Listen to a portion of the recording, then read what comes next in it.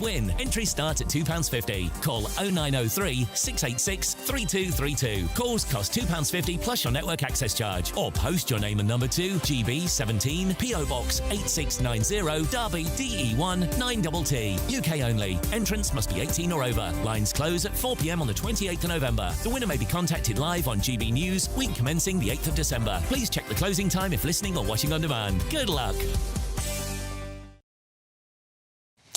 Start of the day, start of the week. Let's see how the roads are moving. Good morning. This is the latest AI travel news from gbnews.com. Expect challenges on the M90 southbound at Junction 1, where Lane 1 remains closed due to a traffic incident, causing significant delays for commuters, with traffic backing up beyond surrounding areas. On the A55 Britannia Bridge, high winds persist and will greatly influence travel plans until further notice, urging drivers to plan cautiously. Additionally, train services on Greater Anglia are experiencing disruptions to and from Stansted Airport, affecting schedules. Northern Rail services also require buses to replace trains between Corkicle and Whitehaven, significantly affecting passenger connections. For more travel news, go to gbnews.com.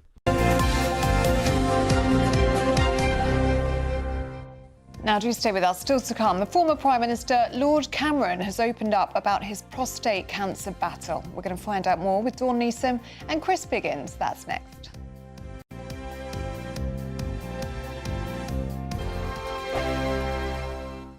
I'm Michelle Dewberry. This is Jubes & Co with you. Hello everyone, Patrick Christie is here. GB News, Britain's news channel. Access the stories that matter to you. Take the GB News family with you on any device, and as long as you have an internet connection. Tune in to GB News anywhere on the planet or beyond. GB News, the People's Channel, Britain's news channel. From the school run to the home run, watch a new show for all of Britain. He can say whatever he wants. A straight talking show where all voices are heard. And, you know, when are we going to stop talking about smashing the gangs and actually do it? With the stories that matter from every part of our country. There's a bit of a crash landing there for your Chancellor. Bold, fearless and standing up for you. That's me, Martin Daubney, 3 p.m. till 6 p.m, weekdays, here only on GB News. The People's Channel, Britain's news channel.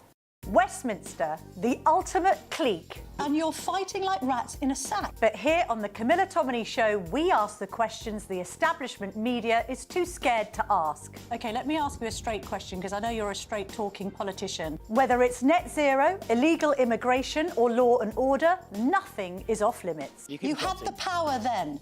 Yeah, as I and say, now you've lost it. That's the Camilla Tominey Show, a politics show that's fearless. But no, let me finish my question if you don't mind, because it is my show. Sundays at 9:30, only on GB News, the People's Channel, Britain's news channel.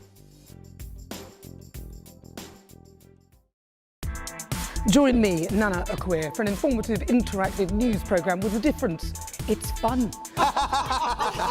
No, he didn't say that, Dave. I'm so surprised. I think there's an element of truth to that. Join me from 3 p.m. every weekend, only on GB News, Britain's news channel. Decisions made in Washington aren't just shaping America, they're shaping Britain too. From migration to global security, from crime to health. Whatever happens in the White House today will be felt in your town or city tomorrow. That's why The Late Show is live from Washington, D.C. Cutting through the politics to show you what it all means for Britain. The Late Show live every night at midnight. Only on GB News, Britain's news channel. Exciting news. Every Friday, my Patrick Christie's Tonight Show is going to have a twist to it. We're welcoming some special guests. You. That's right, on Fridays I'm going to be doing my show in front of a live studio audience, because this show is about you and what you have to say. It's going to be the same big debates, same big topics, same big opinions, but every Friday night at 9 p.m. you are invited to come on down to Patrick Christie's Tonight to be a part of the action. Only on GB News, the People's Channel, Britain's news channel.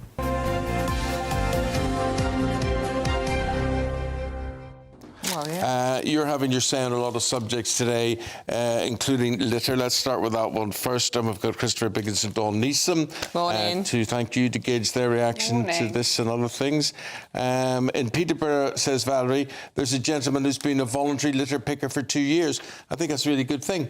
People who volunteer and go out and do that and clear up your mess. But we shouldn't have to rely on voluntary litter pickers. No, but it's nice that they have that idea of a social conscience that they do that. And pride in your area. But those that litter don't have that pride. I remember years ago, I was, well, not that many years ago, I was driving and a man in front of me was eating fish and chips and threw them out of the car. A big container of newspapers and fish and chips, just threw them out of the car. And I beeped, and he became very aggressive.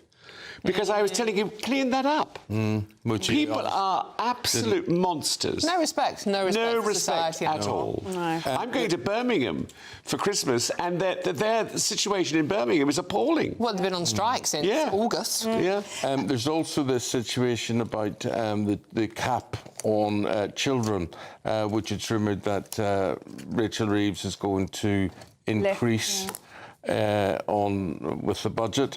It says, in British culture, we treat babies like exotic pets or large dogs. If you can't afford them, you shouldn't have them. What's your view, Dawn? Well, I mean, the ridiculous situation with this budget, which we're all facing on Wednesday, and one you're definitely going to watch from behind the sofa, it's going to be so scary, literally for everyone. It's the fact that we seem to be, rather than Labour being the party for growth and the party for change and for working people, etc., etc., it seems Labour are making it better for you to not work, to stay at home, to have loads of kids. That's going to be better financially than actually going out to work and doing a day's graft. I do not understand where this party is coming from on many, many of the policies. Biggins?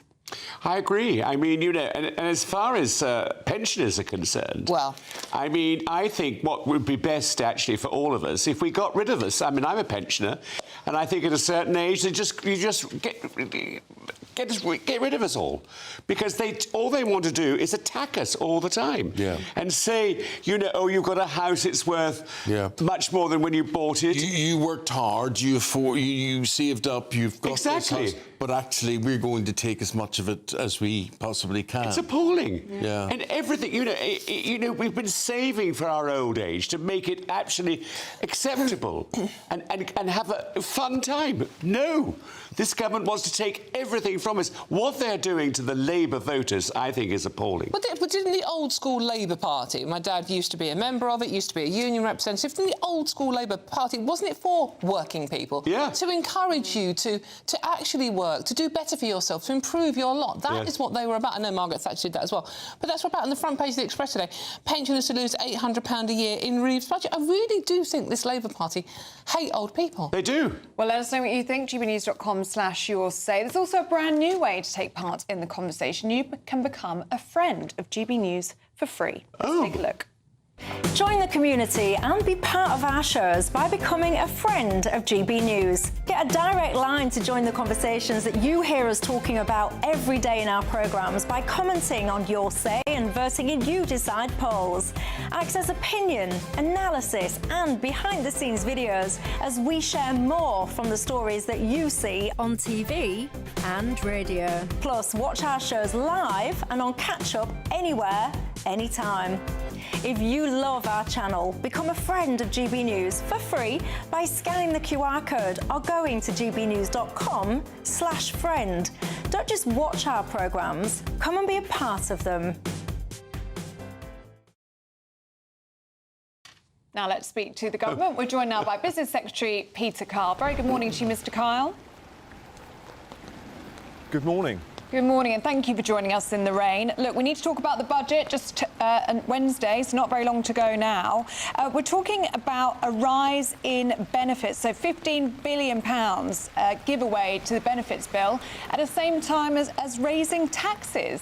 How's this going to go down with the British people? We're told we've got no money, but we're giving away £15 billion in benefits.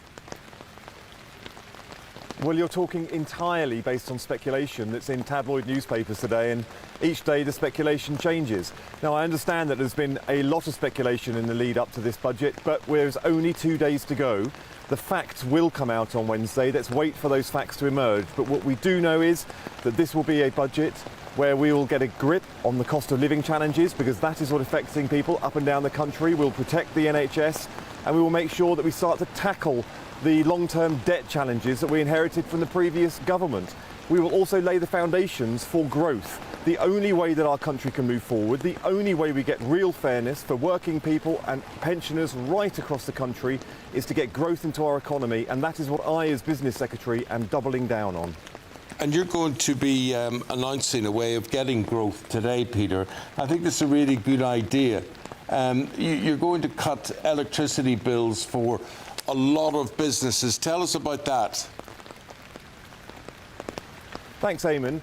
Yeah, that's completely right. We're announcing a consultation to start the BIC scheme. That's the British Industrial Competitiveness Scheme. That will reduce the electricity charges by a staggering 25% for 7,000 industrial businesses up and down the country. These are manufacturing companies. We know that what's holding back growth for these companies is the cost of electricity. Again, we inherited a situation where the electricity costs in our country for consumers and businesses is the highest in the whole of Europe. In some cases, it's double the cost of other countries in Europe and America.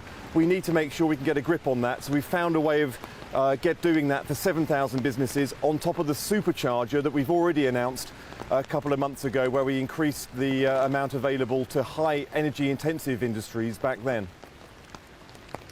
This benefiting the businesses, what would this free up money for? Well, the money will be used for those 7,000 businesses to cut their electricity costs. That means that they can then focus on growing the business. They can focus on investing in new business, new markets. They can make more efficient and effective products and services so that they can become much more competitive in the global market as well as in the domestic market, make sure that they're selling products and services at a much more effective cost to consumers. This is the sort of thing that gets a grip on inflation. It's the sort of thing that contributes towards growth. It's one of the key things that we can do as a government to make sure that industry in Britain is supported. Tories are speaking later against the Labour's Employment Rights Bill. They say that it's a de facto ban on seasonal and flexible work. She says that employers will not be taking on people for 3 or 4 weeks over Christmas because it will simply be too costly, that they will have rights from day one. Does this mean that this Labour government has effectively killed off Christmas working? No, what Kemi Badenoch is doing is what she always does, and that she's just trying to scare people. The fact is that when the legislation passes, because the Conservatives are blocking it in the House of Lords, that we will then move to a period of intense consultation with business over those exact issues. We'll have 26 separate consultations, so we get these things right. The Labour manifesto is very, very clear. This is a piece of legislation that does not pit businesses against the people who work in businesses. This is a piece of legislation where we will strive so that it is pro-business and it is pro the people who work in these businesses. Employment legislation has not been updated for almost a generation, and in that time there have been things emerging in the modern economy which simply weren't there before, and we need to make sure that the legislation is updated. As I said, this is a legislation, and I am, as Business Secretary, which is determined to ensure that this leads to a more harmonious relationship between businesses and the people who work in those businesses going forward, and that is what I am determined and reconciled to do. Can I ask you about the ex-Prime Minister, Lord Cameron, who has publicly revealed that he was diagnosed with prostate cancer last year. He is now, thankfully, cancer-free, but he has backed a national screening programme for prostate cancer in this country. It is the most common cancer for men in the UK. Do you back a national screening programme in the UK?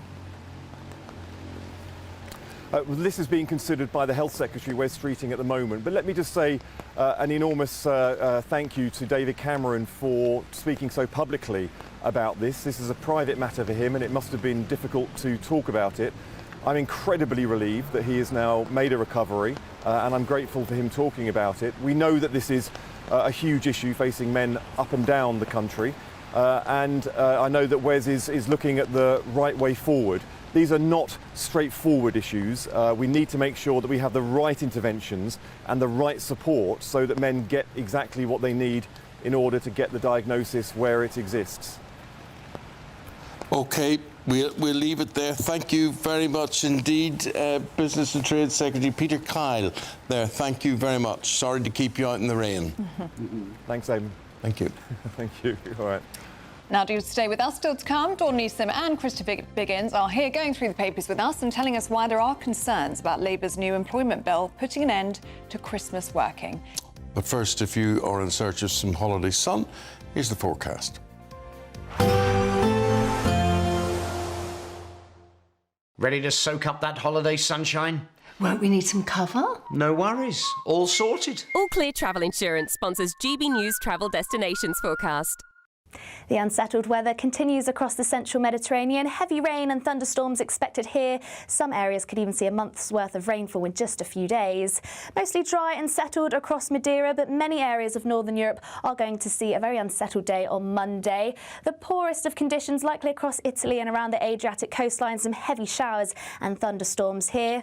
Still a mix of sunshine and showers into next week, with the best of the temperatures across Tenerife. All Clear Travel Insurance sponsors GB News Travel Destinations Forecast.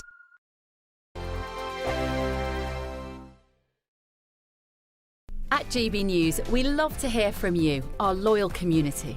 So drop us a line at gbnews.com/yoursay. There you can talk to each other and also to the presenters live on air. gbnews.com/yoursay, because GB News is your channel, Britain's news channel. Britain's Newsroom, weekday mornings from 9:30. Flossie, how do you think your peers would react if, from now on, they were never, ever allowed to bring their phone into school? Well, I think the big thing is really, I mean, I went to school yesterday after obviously doing BBC News, and surprisingly to me, all of my friends were saying, look, we completely agree with you, you're so totally doing the right thing.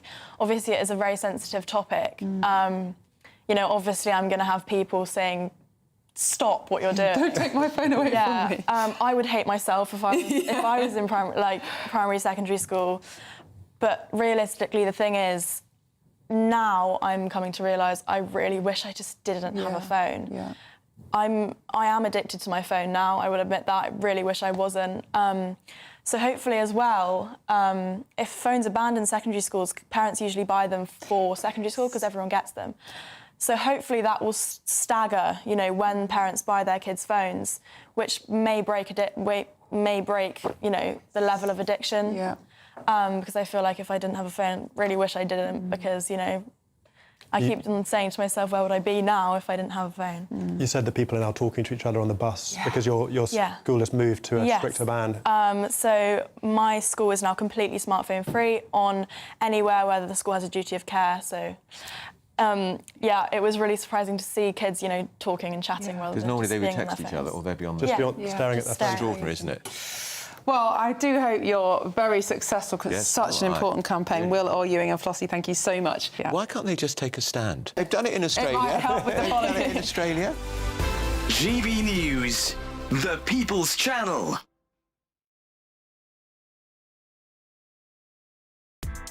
Join me, Nana Akweer, for an informative, interactive news programme with a difference. It's fun. No, he didn't say that, though. I'm so surprised. I think there's an element of truth to that. Join me from 3 p.m. every weekend, only on GB News, Britain's news channel. In the GB Newsroom, we bring you the news as it happens. With our team of dedicated journalists across the UK, we're ready to keep you up to date with what's happening every half an hour, every single day. Bulletins here on GB News, the People's Channel, Britain's news channel.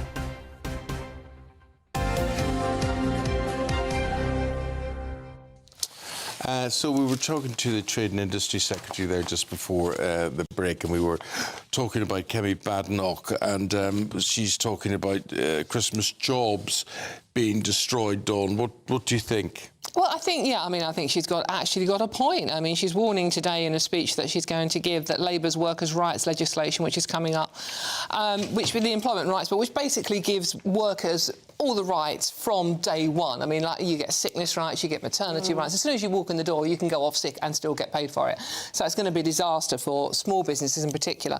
And Kemi's going to say that it will cancel Christmas job market because it will stop employers taking on new, young, seasonal workers. Because as soon as those kids walk in the door, and it's a great way to start out, as we've all done in the past, they've got all the rights they need. So what business is going to take them on? They're not. I mean, Kemi's actually got a point about this one. I don't think it's one that's been thought through. No, but this is common sense, isn't it? I mean, students who want 3 or 4 weeks of work in the run-up to Christmas would then actually have a right to potentially stay on. Yeah. And there won't be the work for them in January, February, March. No, and this is a problem, and businesses can't argue against it because the Bill of Rights gives the rights. Look, I mean, workers' rights, yeah, absolutely, but this there's no common sense involved in this. I was saying earlier that I didn't have a job, but in fact I did. I remember now.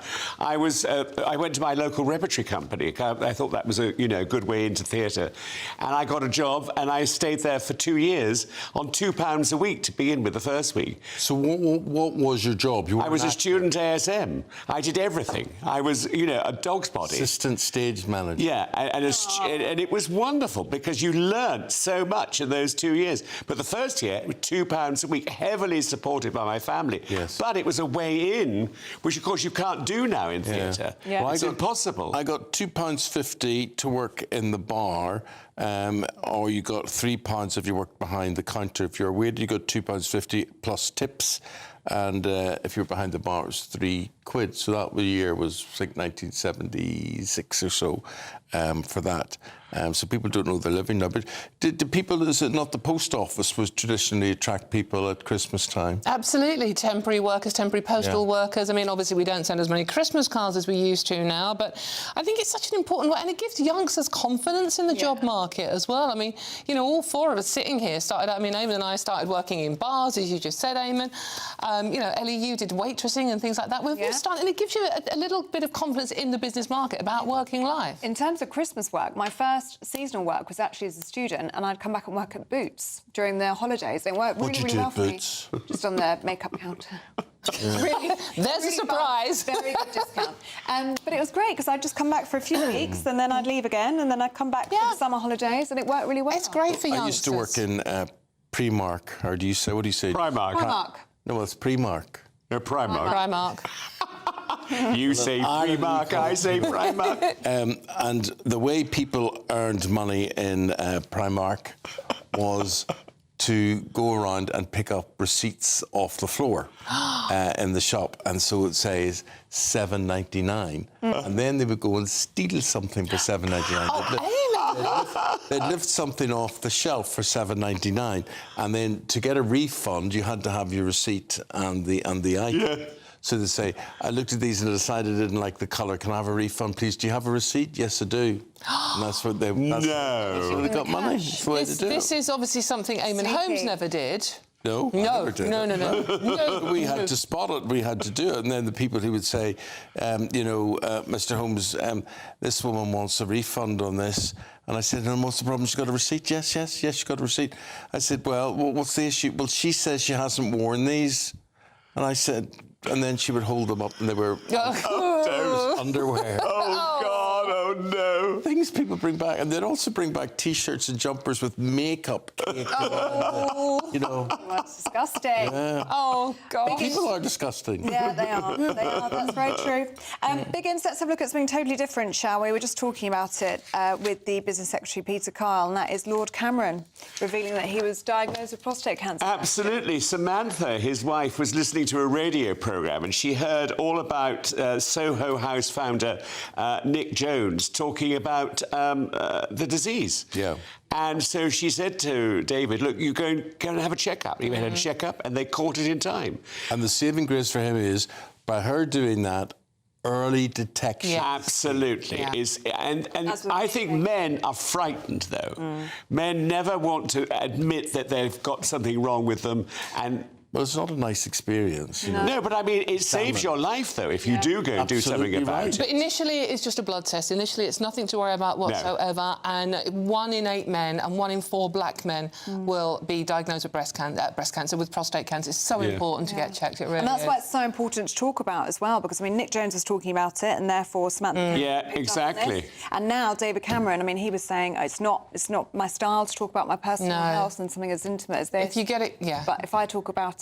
Get it early. I think that's one good thing about today is that we do talk about things like that, though. I think we're getting better at it. Yeah. You know, I mean, you know, you ask people how they are, and you actually want to know how they are. Yeah. You don't want them saying, "Oh, I'm fine, thank you." You know, you want to know the nitty-gritty about what's going wrong with them, because you can help. We can all help each other. Well, help us again in an hour's time, guys, when you're back again talking about what's in the papers, and we'll go through lots more different stories then. Yep, gbnews.com/your say. Now, don't go anywhere. We're going to be talking to a man who says the Kremlin has targeted him after he spoke out against Vladimir Putin. Before all of that, let's get a check on the weather. Thank you, Britain, for sharing over 5 million comments on Your Say. Because when you talk, we listen.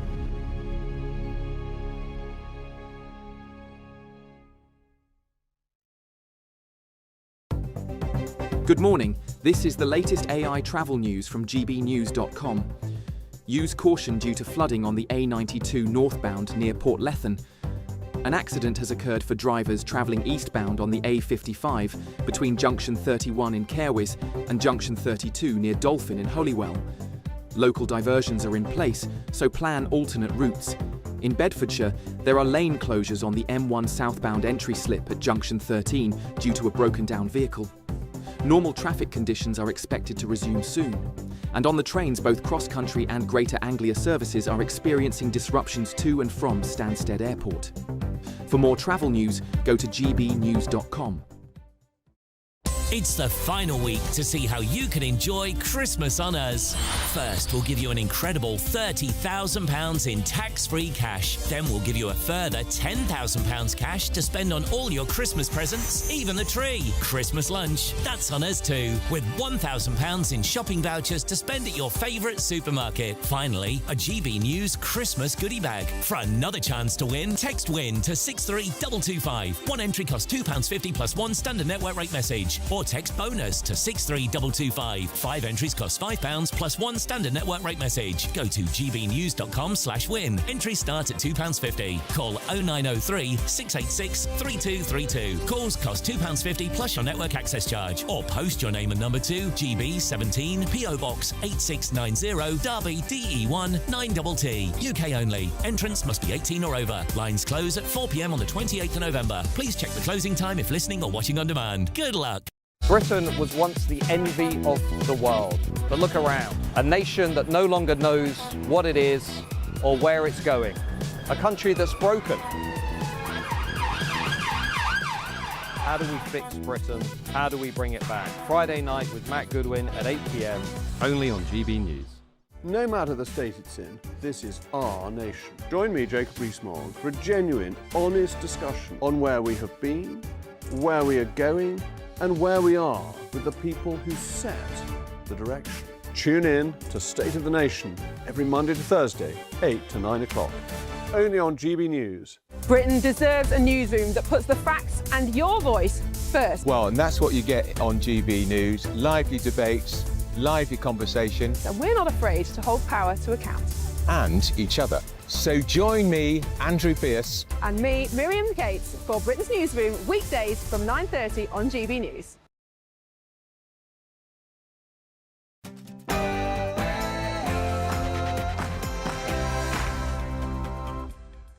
Good morning. The Chancellor's welfare giveaway could top £15 billion. That will leave middle-income earners bearing the brunt. Well, with just 2 days to go until all is revealed, could a budget bonanza wreak havoc on the markets? It will be a budget where we will get a grip on the cost of living challenges, because that is what affecting people up and down the country. We'll protect the NHS, and we will make sure that we start to tackle the long-term debt challenges that we inherited from the previous government. we will also lay the foundations for growth. The only way that our country can move forward, the only way we get real fairness for working people and pensioners right across the country is to get growth into our economy, and that is what I, as Business Secretary, am doubling down on. Europe agrees to invite Russia back onto the world stage as both sides meet to bash out a deal. But after Donald Trump accused Vladimir Zelensky of showing no gratitude, is his patience wearing thin? Former Prime Minister Lord Cameron reveals he's beaten prostate cancer. He's now calling for a national screening programme. Rachel Reeves eyes a council tax hike for 100,000 properties. At 8:20 this morning, we're going to be debating if council tax should be based on income or property value.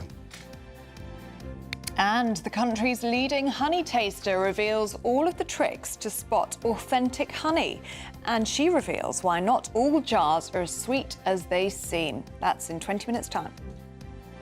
In the sport this morning, Arsenal go 6 points clear of the top of the Premier League after humbling Tottenham Hotspur 4-1 in a very one-sided North London derby yesterday.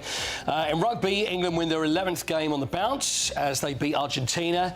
And in Formula 1, 0.07 of a millimetre could ruin Lando Norris's quest to be the world champion. Well, it's not as cold as the week just gone, but it's still going to be rather chilly in places with plenty of sunshine on Tuesday. I'll have all the details coming up shortly. Hello there, thank you for your company on this Monday morning and thank you for starting your day with us. We're with you until 9:30. I'm Eamonn Holmes. I'm Ellie Costello and this is GB News Breakfast.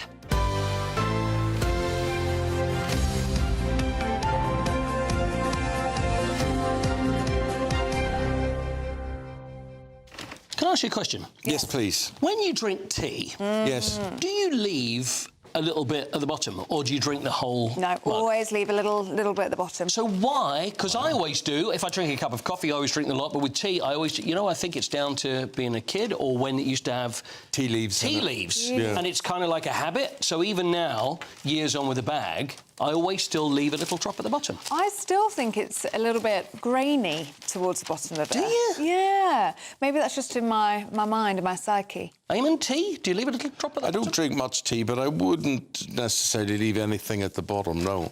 I just think it's a thing. And I questioned it. It was only this morning. I was thinking, why do I always leave something? I always leave a little drop at the bottom. I have no idea. But you're strange anyway. That could be it. Could be the reason. So many fronts. Anybody who listens to our podcast will realise how strange Some people would call it charm. One person's strange is another person's charm. You are very charming. Oh, thank you, Ellie. Look, here's a baronet who's nearly 80 years of age. He's very charming. Yeah. He's Sir Benjamin Slade.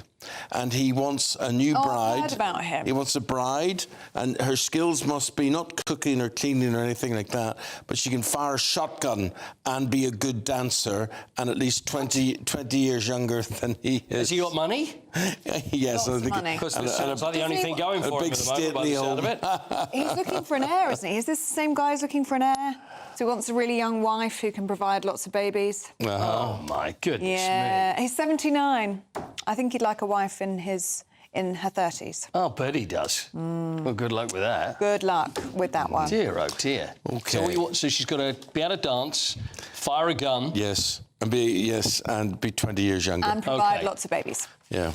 OK, see you later, Mr. Paul. Thank you very much indeed. Top story this morning is that the Chancellor is to use Wednesday's budget to give away more than £15 billion in benefits. This from a government, of course, that says the country's broke. Well, Rachel Reeves will argue she must take difficult decisions to protect the lowest earners. But who's going to bear the brunt? It would be the middle-income earners who would be saddled with tax hikes in order to fund policies like lifting the two-child benefit cap. Former political advisor Mr. Oscar Redrop, he's been having his say on this morning. You've been having your say about his say, and he's just going to reinforce what he was saying earlier about this. Oscar. Well, I have to say, watching your interview with the Business Secretary, Peter Kyle, was fascinating in the sense that it was completely devoid of any detail or any explanation as to what we've seen the budget briefing over the weekend, because we do feel like it's really starting to take form now. And the joke of that But I don't know why any of us bother asking, because no politician is going to give any detail ahead of the budget, including the Prime Minister. So why do we bother asking? But this is exactly the point. For him to say, I can't answer any questions you're going to give to me about the budget, because it's all just speculation. It's the government that are creating the speculation. They're the guys briefing and leaking it. So it's kind of outrageous, actually. This is all the stuff we're seeing in terms of the tax, the potential thresholds, the two-child benefit cap. Manchin, hate that phrase. But the idea being that we won't be all shock horror when it is announced. Well, look, I think we'd be giving them, because a lot of politicos, they go, oh, they're actually being really smart because they're kind of testing policy in terms, and then looking at the reaction, and that is giving them way too much credit. They simply haven't got an idea. And have been chopping and changing continuously for weeks now due to pressure. And that in turn leads to so much anxiety for businesses and normal people up and down the country. Exactly. The chaos surrounding words and speculation matter. When you say, oh, we're going to tax the wealthiest, they leave. Even if you come round and you tend to say you won't in the end. I know people say, oh, well, this is only speculation, people are guessing. Of course they're not leaving. If I watched another political programme where we get some experts saying that, I tell you, I was at an event on Friday night full of billionaires, millionaires, and whatever, it was a charity thing. They're leaving. Yeah. They're leaving. They told me they were leaving if they haven't already left. Yeah, exactly. And I have to say, in terms of... I get the framing, because it is going to be that kind of almost technocratic left way of kind of punishing people, which isn't we tax the...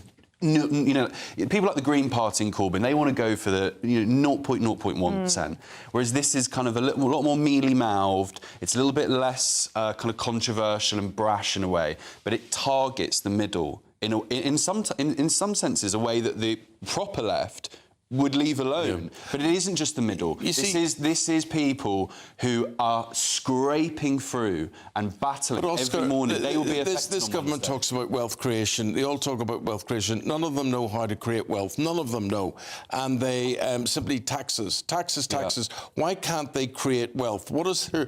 I don't really understand it. I mean, is it I don't know. Are they subjects that when we create wealth, are they just too taboo? I mean, whether it's fracking or something like that? It requires, in order to... I'm not an economist, but when I was at Number 10, I worked with some very, very smart people. And again, those that worked at Number 11. If you want to engender growth, productivity is key to that. And at the moment, we are de-incentivising risk-taking and productivity, and actually, ultimately, people who want to work hard and take this risk. And we're incentivising people to do less. I would put tax on texts. When you think everybody has a mobile phone, everybody uses a mobile phone, and if you use it a certain degree and there's a penny on each text that you send... Stop texting, more working, more... That would add up very quickly. That definitely would for me. Definitely would for me. I send a text for each sentence. Me too, pretty much. But look, just lastly on it, because I think there'll be people who'll be really nervously watching Wednesday. There is a lot of nervousness. Nervously watching Wednesday. The Labour government, in terms of holding them to account, like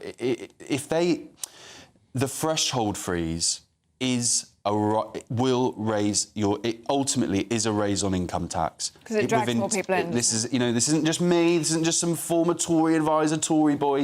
In the Times today, there's a proper, real in-depth article across the next decade. If the budget plans as we think they're going to be, 10 million more people will be in a higher tax bracket. So do not be fooled, guys. This would be a break on that manifesto pledge that the Labour government... Oscar, thank you very much indeed. Oscar. Oscar's had his say. Now you can have yours. Yep, gbnews.com/your say. Do get involved, and we'll try and share as many of your views as we can. Now, Russia could be invited back into the G8 under a new European peace plan. Now, this proposal is being touted as an alternative to President Trump's 28-point initial plan, which critics say heavily favours Moscow. Well, it would also see Ukraine agree to scale back its military and hold an imminent election to replace President Zelensky. And we're joined now by financier and activist Sir Bill Browder, who we spoke to a number of times on the programme. And Bill has got big history with Russia, not all of it good, it has to be said. Bill, a very good morning to you. Well, look, I don't know where to begin, but what you're hearing so far about what's on the table for Russia and Ukraine to decide and agree upon, what do you think?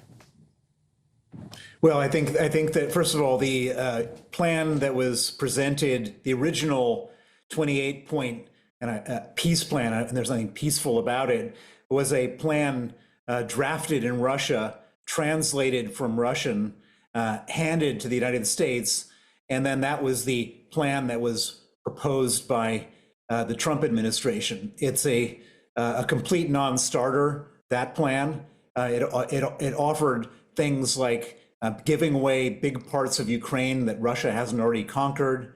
It talked about making Ukraine unable to fight back against future Russian attacks by reducing the military and all sorts of other really bad stuff. And so, of course, the Ukrainians couldn't accept that plan, nor could Europe, nor could the UK. It's a very bad plan.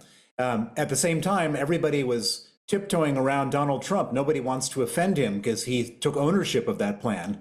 And so yesterday, the Europeans came up with their own 28-point plan, which was much more reasonable. You quoted some of the things that were the more distasteful in the plan, but that plan said that Ukraine doesn't give up any territory, that the immediate ceasefire is entered into, that Ukraine... Up as president, do they give up their president? Well, I mean, what they say in this, in all of these things, that is when the war is over, there will be another election. I don't think anyone disputes that if the war is over, they can then have a proper election. It's not as if Zelensky needs to stay forever. Zelensky needs to stay in power while there's a war going on, because they can't have all fractious battling about policy when the Russians are bombing them and fighting them every day. When the war is over, I think everybody agrees that an election can take place, but the war has to be over. So, let me just say something which is the most important part of this whole thing, which is that there will be no agreement among all the different parties. The plan proposed by Russia is actually a plan that wouldn't have even been agreed by Russia. The plan proposed by the European Union absolutely won't be agreed. And so while we're all having these dramatic discussions over the weekend, and policymakers and presidents and prime ministers are all coming up with plans, Putin is just sitting there quietly. And he's sitting there quietly because his intention all along has been to continue to fight this war, because he actually needs this war in order to stay in power. He needs a foreign enemy, because if he didn't have a foreign enemy, the Russian people would turn on him. And if he doesn't have the Ukrainians as an enemy, he'll have us as the enemy. And so this war is not going to end under any of these peace plans. This war will carry on. And the only way that we can protect ourselves in the UK and the Europeans can protect themselves is by giving the Ukrainians the tools to fight back.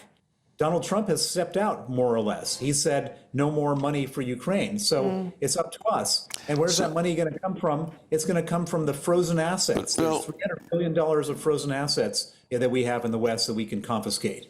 Yes. And let's just say we have in the West, yes, but Europe has a lot of that money, billions and billions and billions of dollars worth of that money. Does Europe hand that money back? I mean, Russia surely will be demanding that or asking that. Where would you stand on Russia being refinanced by that?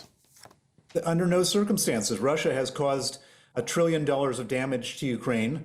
That money should be given to Ukraine for their rebuilding. And if it's not given for their rebuilding, it should be given to them now for their defense. And again, I stress, the war is not coming to an end. This is all fantasy football, all these peace plans being floated around. Putin will continue fighting this war. We'll be talking about this a month from now, 2 months from now, probably even a year from now, unfortunately. Because Putin hasn't met his war aims, has he? He doesn't want to see Ukraine as a sovereign country next door to Russia. And this is what Ukraine is all too aware of. We were speaking to a Ukrainian politician last week, and it's clear that they are weary, they are exhausted. But obviously the priority for them is security. And they know that if they agree to this plan as it stands right now, then Putin will just come back for more after the Trump administration. Well, he might come back for more before the Trump administration. I mean, the main point is that Putin, since the beginning of this war, at every step of the way, has never in 1 second lessened his ambitious plans. He has a maximalist agenda of consuming Ukraine. He wants to occupy Ukraine. He wants Ukraine to be a satellite of Russia. He has never deviated from that desire, and he's been ready to sacrifice more than 1 million men to get to that desire. He's not going to stop now. And it's pure fantasy to think that there's some negotiation that can happen that will stop him. It won't. Do you see an agreement being reached? Do you see a ceasefire coming into operation? I do not. I don't think there's any. Putin has been very consistent and very clear that the only way that he would do a ceasefire is if he got all of his objectives. And his objectives are nowhere near being met, even with the 28-point plan that was presented by his guy Kirill Dmitriev to Steve Witkoff. That there's no way that Putin is going to stop. And so I think that we can all pick apart and say which part of the peace plan we like or don't like, but it's not going to stop Putin from doing what he's doing.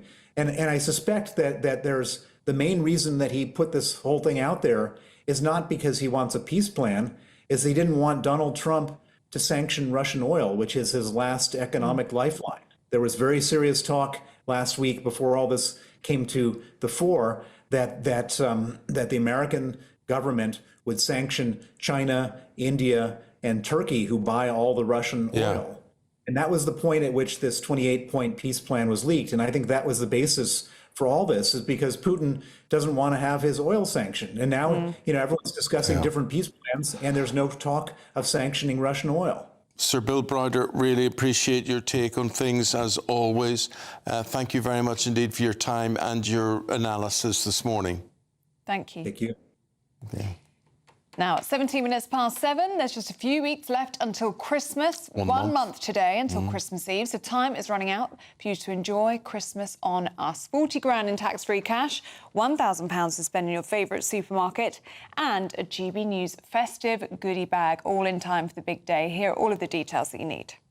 There's just 31 days until Christmas, and it's the final week to see how you can enjoy it on us. That's £30,000 in tax-free cash to make 2026 fantastic. A further £10,000 cash to spend on gifts for all the family, the tree and decorations. £1,000 in vouchers to buy a slap-up Christmas lunch at your favourite supermarket. And finally, a GB News Christmas goodie bag. Plus, we're going to get it all to you in time for the big day.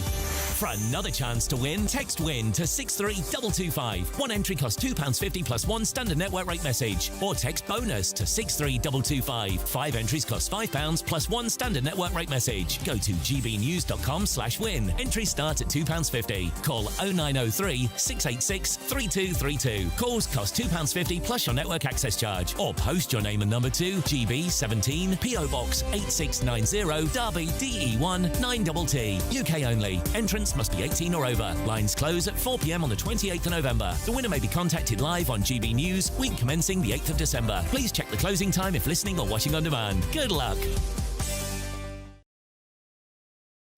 Yes, good luck. Now, do you stay with us still to come? Are you a fan of honey? Honey who? Oh, honey. Honey. Where's the honey, mummy? Do you like honey on your porridge? I like honey. No difficulty with honey. But is it real honey? That's the thing. OK, porridge, toast, whatever way you have it. Are you having the right stuff? Up next, we're meeting the nation's leading honey taster. And before we do that, let's see how honey-like the weather update's going to be.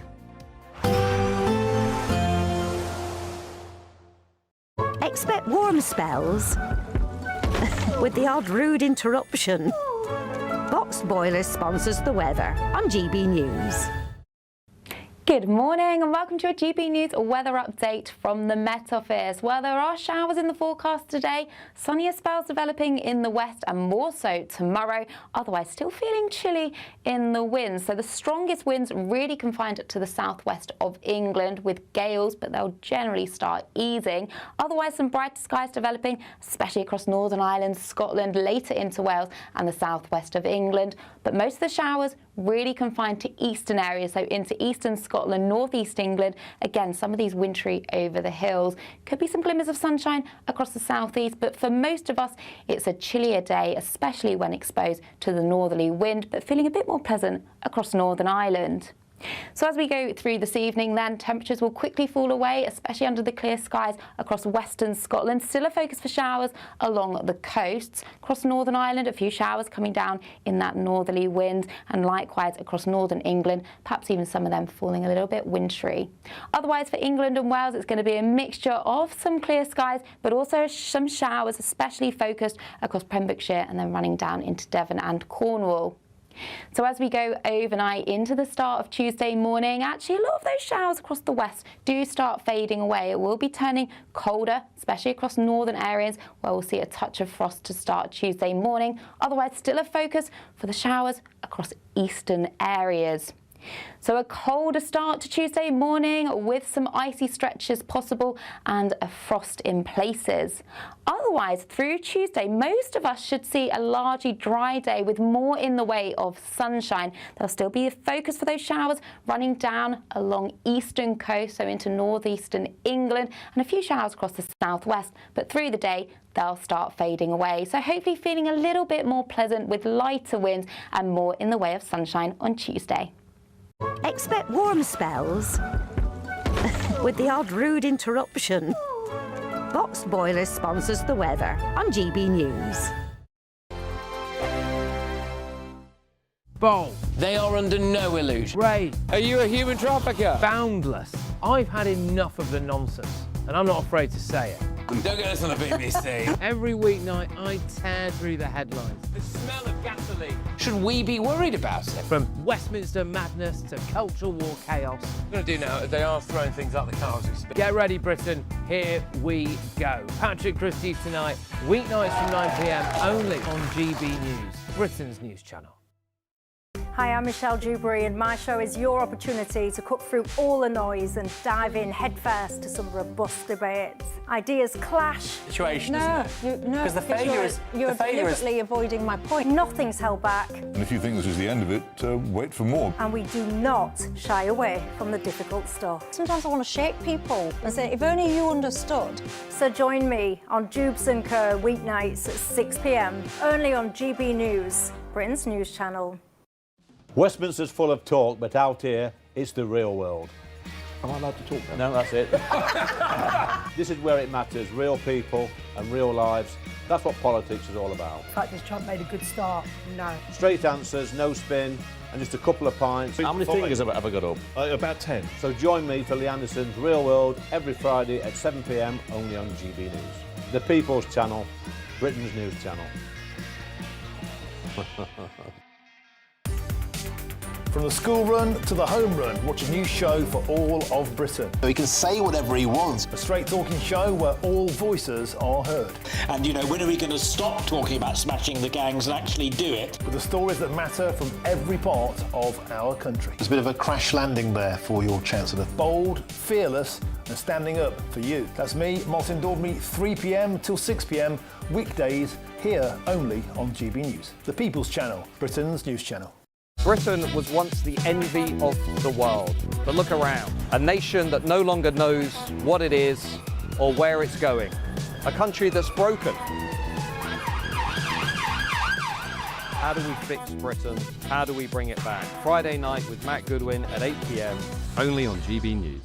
No matter the state it's in, this is our nation. Join me, Jacob Rees-Mogg, for a genuine, honest discussion on where we have been, where we are going, and where we are with the people who set the direction. Tune in to State of the Nation every Monday to Thursday, 8 to 9 o'clock. Only on GB News. Britain deserves a newsroom that puts the facts and your voice first. Well, and that's what you get on GB News. Lively debates, lively conversation, And we're not afraid to hold power to account. and each other. So join me, Andrew Pierce, And me, Miriam Gates, for Britain's Newsroom, weekdays from 9:30 on GB News.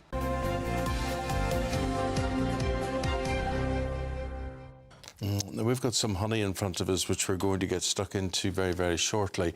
Do you like honey? Maybe you might be having it watching us with your breakfast this morning. But here's the question. Have you ever looked at the label? Probably not. Probably can't even read the label.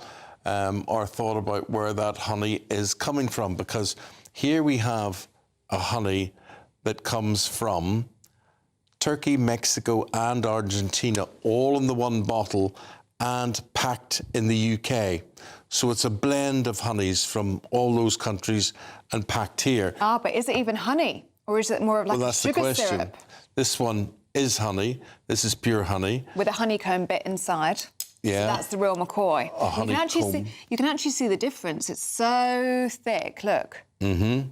Look at that. That's amazing. Well, some campaigners are calling for mass-produced honey to be labelled honey-flavoured syrup. And I sort of don't see why they don't do that, because you can't call chocolate now chocolate because it's chocolate flavoured. Chocolate flavour because it's under a certain percentage of cocoa. Well, to find out about all of this, let's talk to someone who can really taste the difference, and that's Sarah Wyndham Lewis, a honey sommelier, writer and sustainability advocate.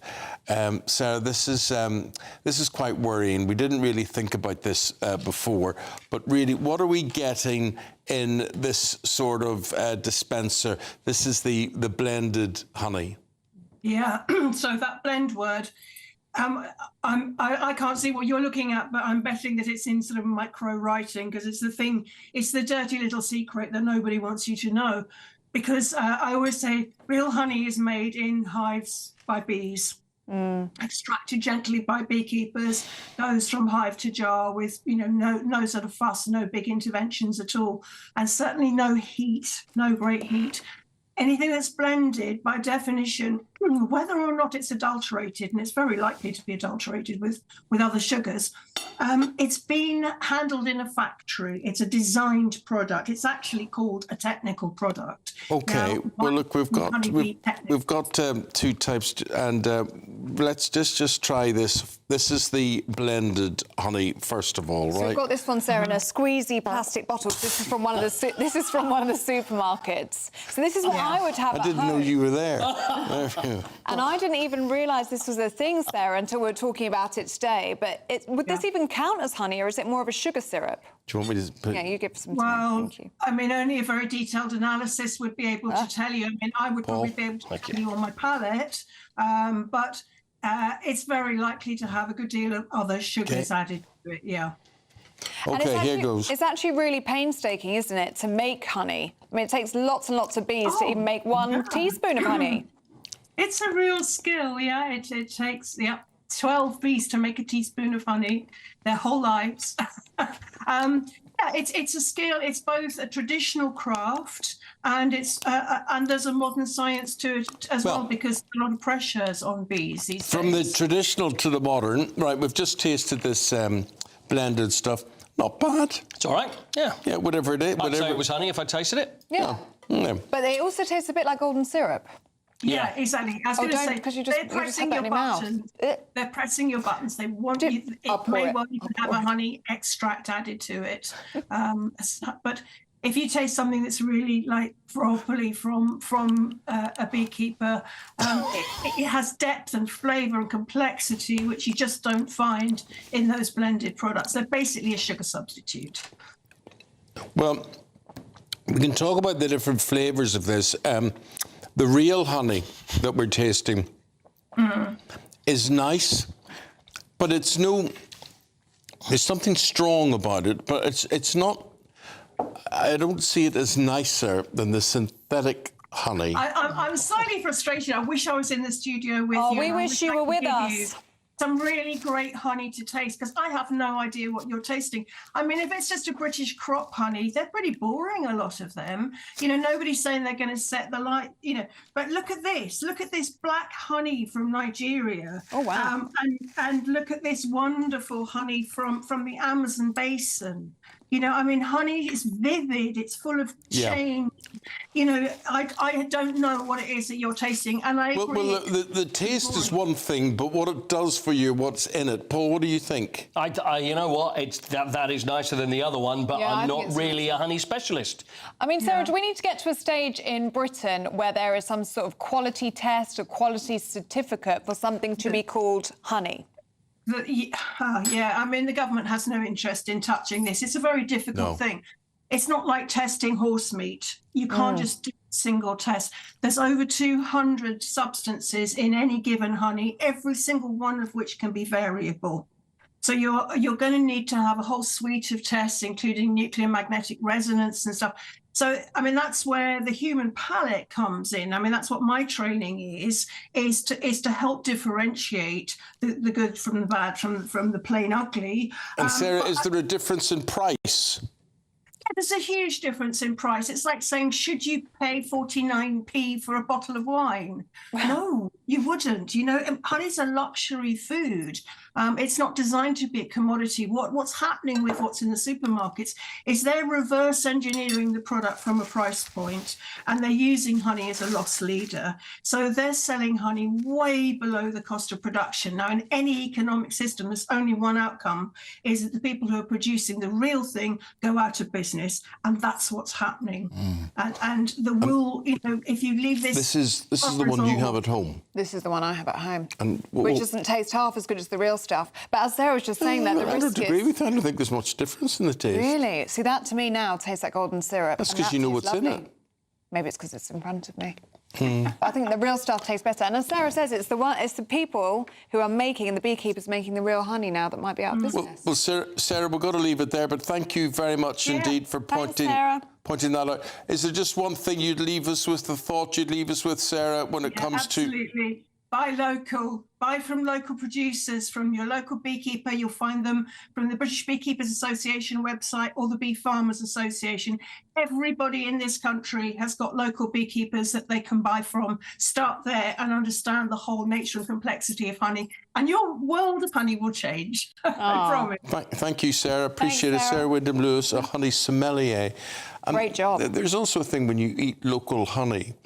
You're then immune to allergies and things that... hay fever. Hay fever, yes. Because apparently the local grasses and the local pollen, etc., and then that's what the bees... And then obviously then it comes to you, and that's apparently very good for you. Doogie Beattie told me that last summer, and it actually worked. I was very disappointed, though, that Eamonn didn't say it's all about the honey mummy at the end. I thought you were It's all about the honey mummy. I thought you were going to do that, Do you two want a bit of bread with your honey? How sweet is the sport this morning? It's very sweet.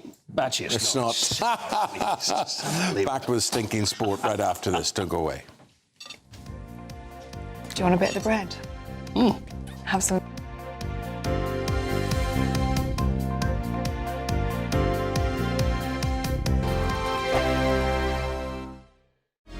Thank you so much for helping us to reach 8 million followers and subscribers across our social media channels. That's 8 million fearless Brits standing up for what really matters. Good morning. This is the latest AI travel news from gbnews.com. On the M4 eastbound between Junction 29 Castleton and Junction 26 Malpers, expect congestion due to heavy traffic. In Barnsley, the M1 northbound between Junction 37 and Junction 38 is experiencing delays due to a vehicle fire, with 2 out of 3 lanes currently closed. Delays are approximately 40 minutes against expected traffic. Stay cautious if you're travelling through these areas this morning.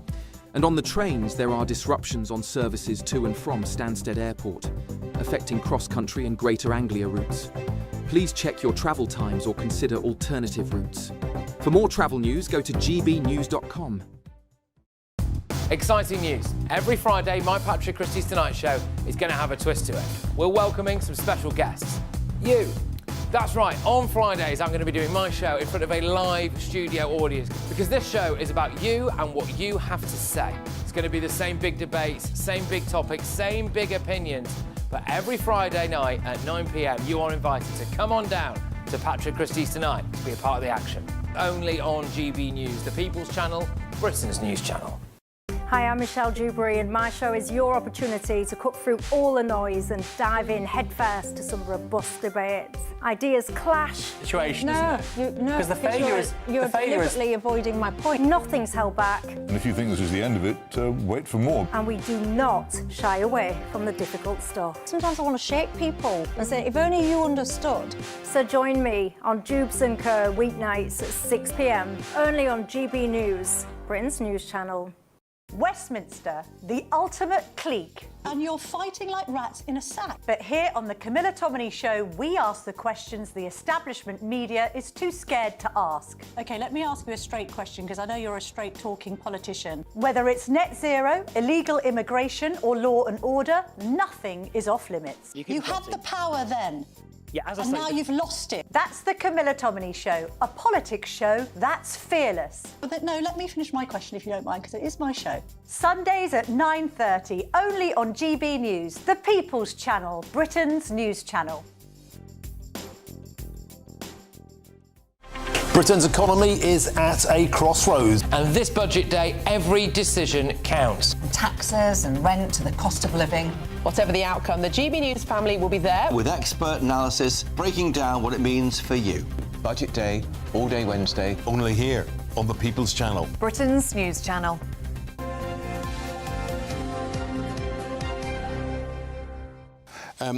So much to talk about in sport today. The first thing is the North London Derby, which overwhelmingly was won by Arsenal. Tell us more, Paul.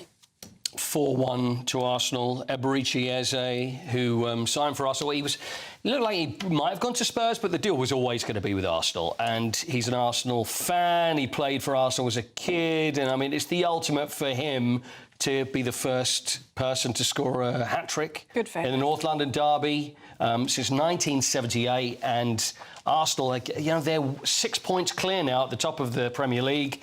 And they've just found it very easy. Spurs were poor. I mean, that's what you want. In North London Derby, you want to see a bit of fight. You want to see a bit of something. But it just wasn't there. It just wasn't there. Arsenal just walked all over Spurs. So very disappointing for Tottenham. But Arsenal, they're just going to take some stopping. I mean, really, I can't see anybody getting near them. I honestly can't. Man City, they lost against Newcastle. We've got Liverpool, who are terrible at the moment. Liverpool just trundling down that table. They really are. Aston Villa look better because they won. They beat Leeds yesterday. So maybe, but I don't see anybody getting near Arsenal. So that was... so that was after Leeds going 1 up? It was, yeah. And then came back. So you've got Daniel Farke, who, of course, is the manager of Leeds. He's now... See, this is it. If teams are losing, that's when crowds start shouting, and they've got to find. But he's been given a diktat. He's got to pick up so many points over his next 4 games, and and the one that he was most likely to get a point against was Villa, and he hasn't done it. Yeah. So. Well, I mean, Leeds had a really good record at home, but now they're looking very wobbly at the moment. They really are. They're in the relegation zone. They are. They are in the relegation zone now. So, but while all that was going on, and Arsenal were playing Spurs, I was watching Aberdeen against Hearts in Scotland. Hearts top of the table. You watched that over Arsenal Spurs? I did. Did you? I did. Because I'm good mates with Martin O'Neill, and we went to school together. I know you did, yeah. And also, I just would like to see Celtic doing well, and they're now within touching distance of Hearts at the top of the table. Are they going to keep Martin? Because the whole idea... Well, if I were them, I would certainly keep Martin till the end of the year. But I wonder whether he wants left to. For the year. Yeah. No. I mean the end of the season. End of the season. So would they? But the thing is, it would be nice. Whatever you think, and even the fact that you went to school with Martin O'Neill, Hearts. Nobody, apart from Rangers or Celtic, have won the Premier League in Scotland. If over 40 years. Yeah. So for everybody else, apart from Celtic and Rangers fans, who'd be looking at that and want Hearts to do it, I would imagine. Yep. Not disagreeing. Can we look at the F1? Yes. Now, this is very bizarre. You've got Lando Norris. He's been to win the World Championship, second to Max Verstappen in the race yesterday. This is the Las Vegas, the Elvis Grand Prix, as I like to call it. So that happened in Vegas. Yeah. So he would be 42 points clear, 58 to play for. Everything looked very good. And then 4 hours after the race finished, so that's 2 a.m. Las Vegas time, although they don't have clocks in Las Vegas, do they? Yeah. Because people gamble, they don't want to let them out. But anyway, 2 a.m, there was a clock that said it. It was announced that both McLaren drivers, Lando Norris and Oscar Piastri, were disqualified. Its rear skid blocks Now, these are wooden planks that are underneath the cars. There's a minimum measurement because it's got to keep off of the ground. So there's a reason, and that's the limit, is 9 millimetres, which is very, very small.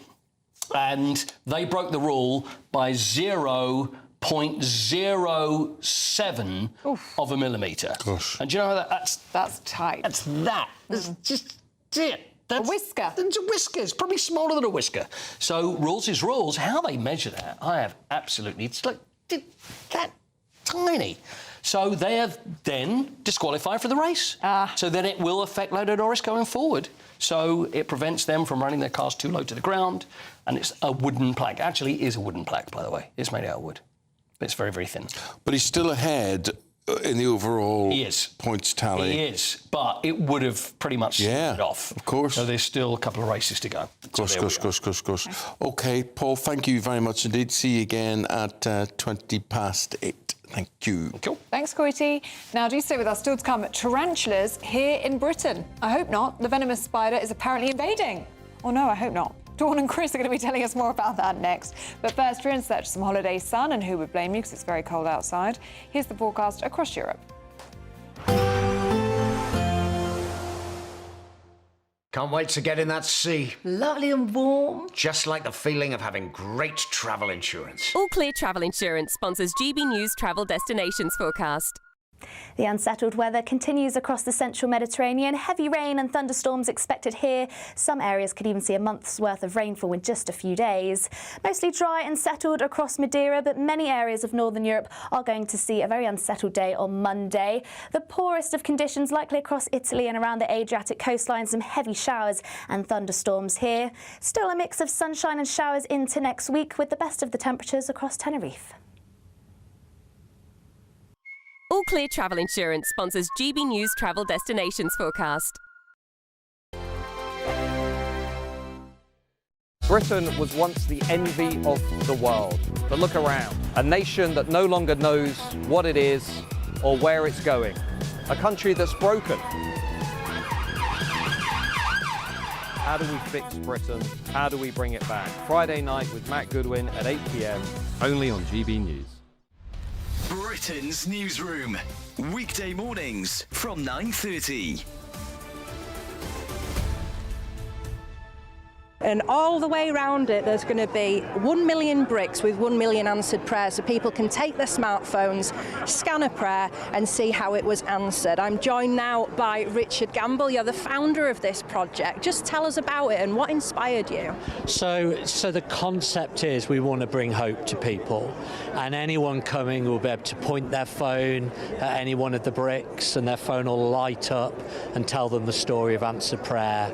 And God spoke to me about this 21 years ago, so it's been a roller coaster journey. So it's just a real thrill today that we can get started, and we want to proclaim to the nation that Jesus is alive, he listens, and he answers our prayers.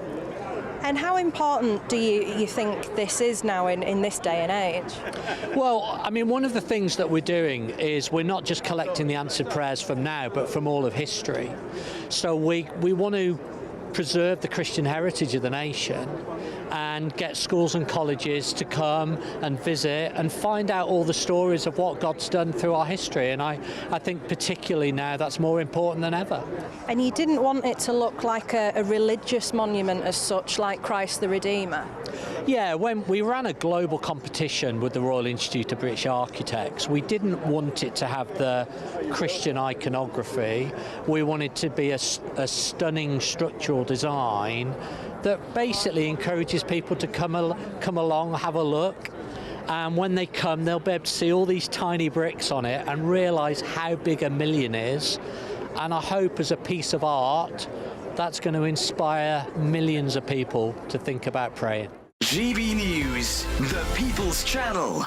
No matter the state it's in, this is our nation. Join me, Jacob Rees-Mogg, for a genuine, honest discussion on where we have been, where we are going, and where we are with the people who set the direction. Tune in to State of the Nation every Monday to Thursday, 8 to 9 o'clock.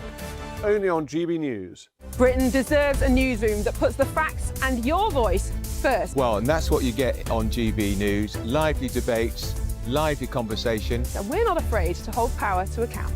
And each other. So join me, Andrew Pierce. And me, Miriam Gates, for Britain's Newsroom, weekdays from 9:30 on GB News.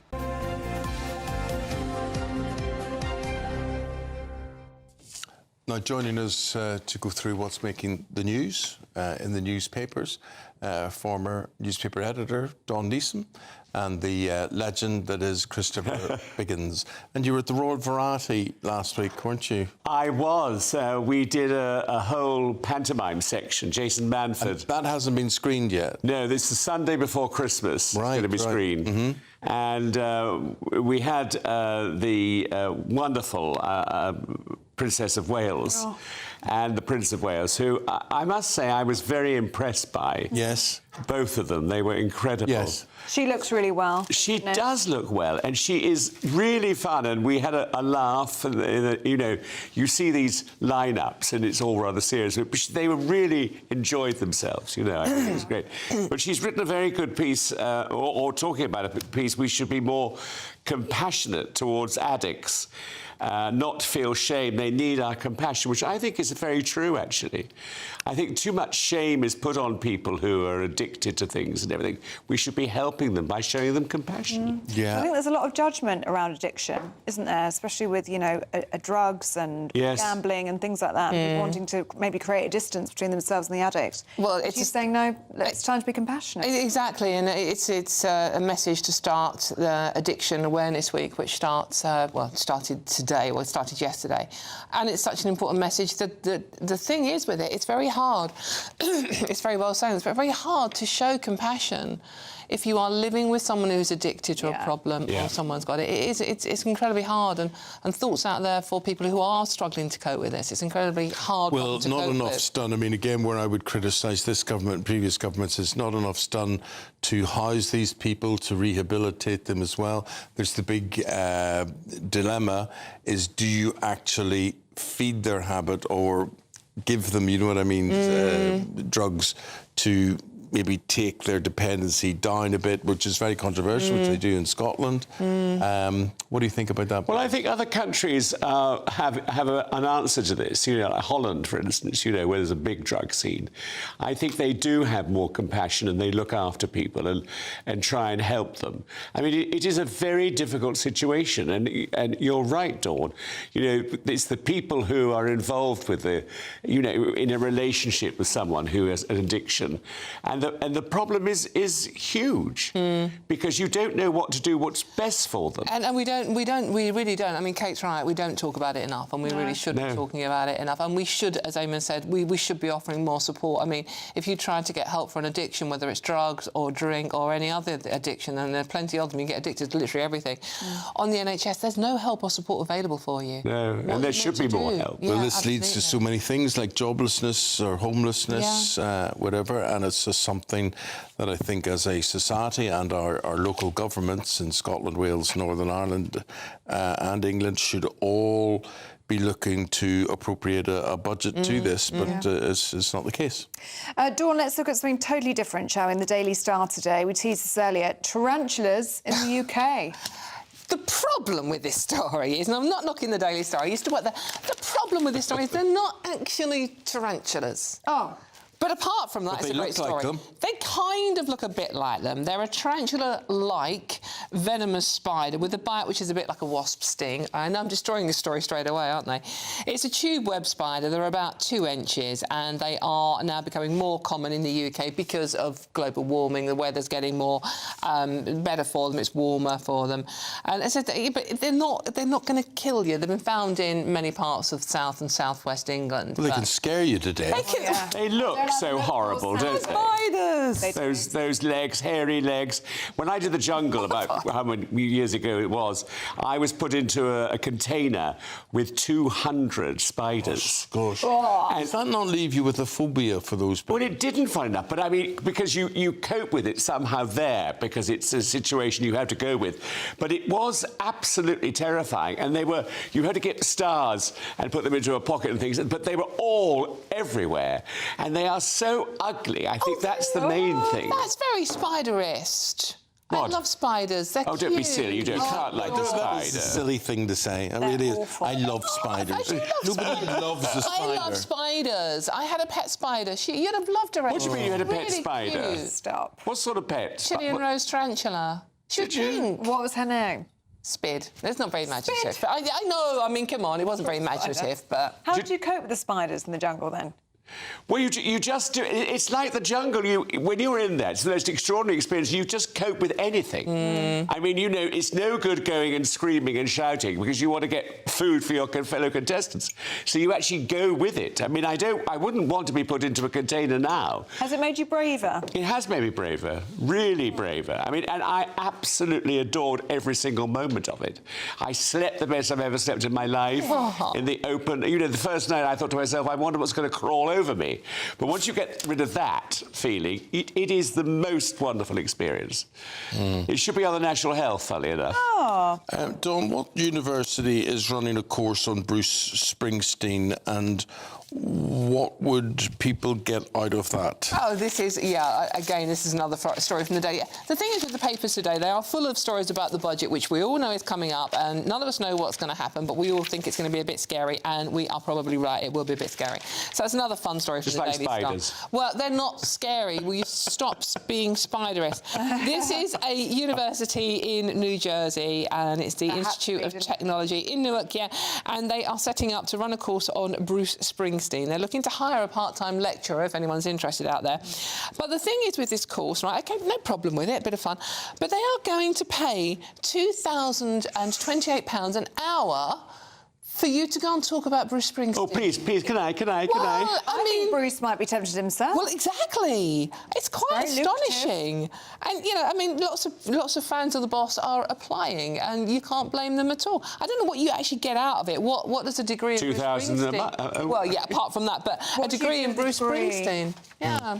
Now, what do you do with a watch from the Titanic wreckage? Now, this surprises me, Christopher. The Times got the story today. This is a gold watch. Yes. Recovered from a first-class passenger, obviously, who died when the ship sank back in 1912.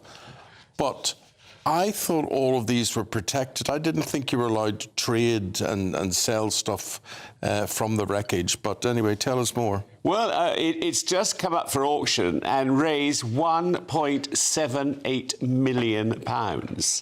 That's something I wouldn't want.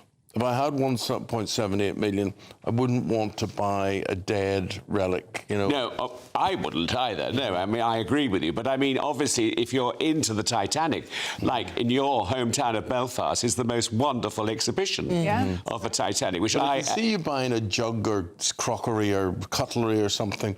But as someone's watch is quite a personal thing. I suppose it is, but I think that makes it even more valuable because it's a personable thing, you know. I mean, I think, you know, it's very special to know that it belonged to someone and now you have it. I mean, I wouldn't want it, I agree. I don't know what I'd want. I prefer have a painting, if I could, for that sort of money. But, I mean, I think it's, you know, if you're interested in the Titanic and what happened and those terrible deaths that occurred, I suppose you would pay £1.78 million. Wow. Gosh. It's astonishing. It really is. Biggins, let's stay with you, shall we, and talk about an AI kind of magic in the Daily Mail. Yes, I mean, this is... we all know ABBA Voyage. Have you seen ABBA Voyage? Yeah, great show. Great show. The first song's a bit weird, just once you get used to the idea that holograms and then after you're over that, it's a great show. Yeah, it is, and you get the atmosphere is fantastic. Yeah, it is. And it is, you know, it is brilliant. You can see it going all, in fact, I'm sure it's going all over the world as we speak. But now, people are now saying that we should do it, like Queen are saying, let's bring back Freddie Mercury, you know, who is a most incredible performer in the pop world we've ever seen, I think, personally. Just brilliant. And so if we could go and see him recreated on stage, I would go and see it. Yeah. A lot of people I've seen Elvis recreated stuff, and it's very, very good. Very good. Very clever. Guys, thanks very much indeed. Thank Once you. again, see you again soon. Say hello, good morning, welcome to Catherine Chalk. Here's your weather.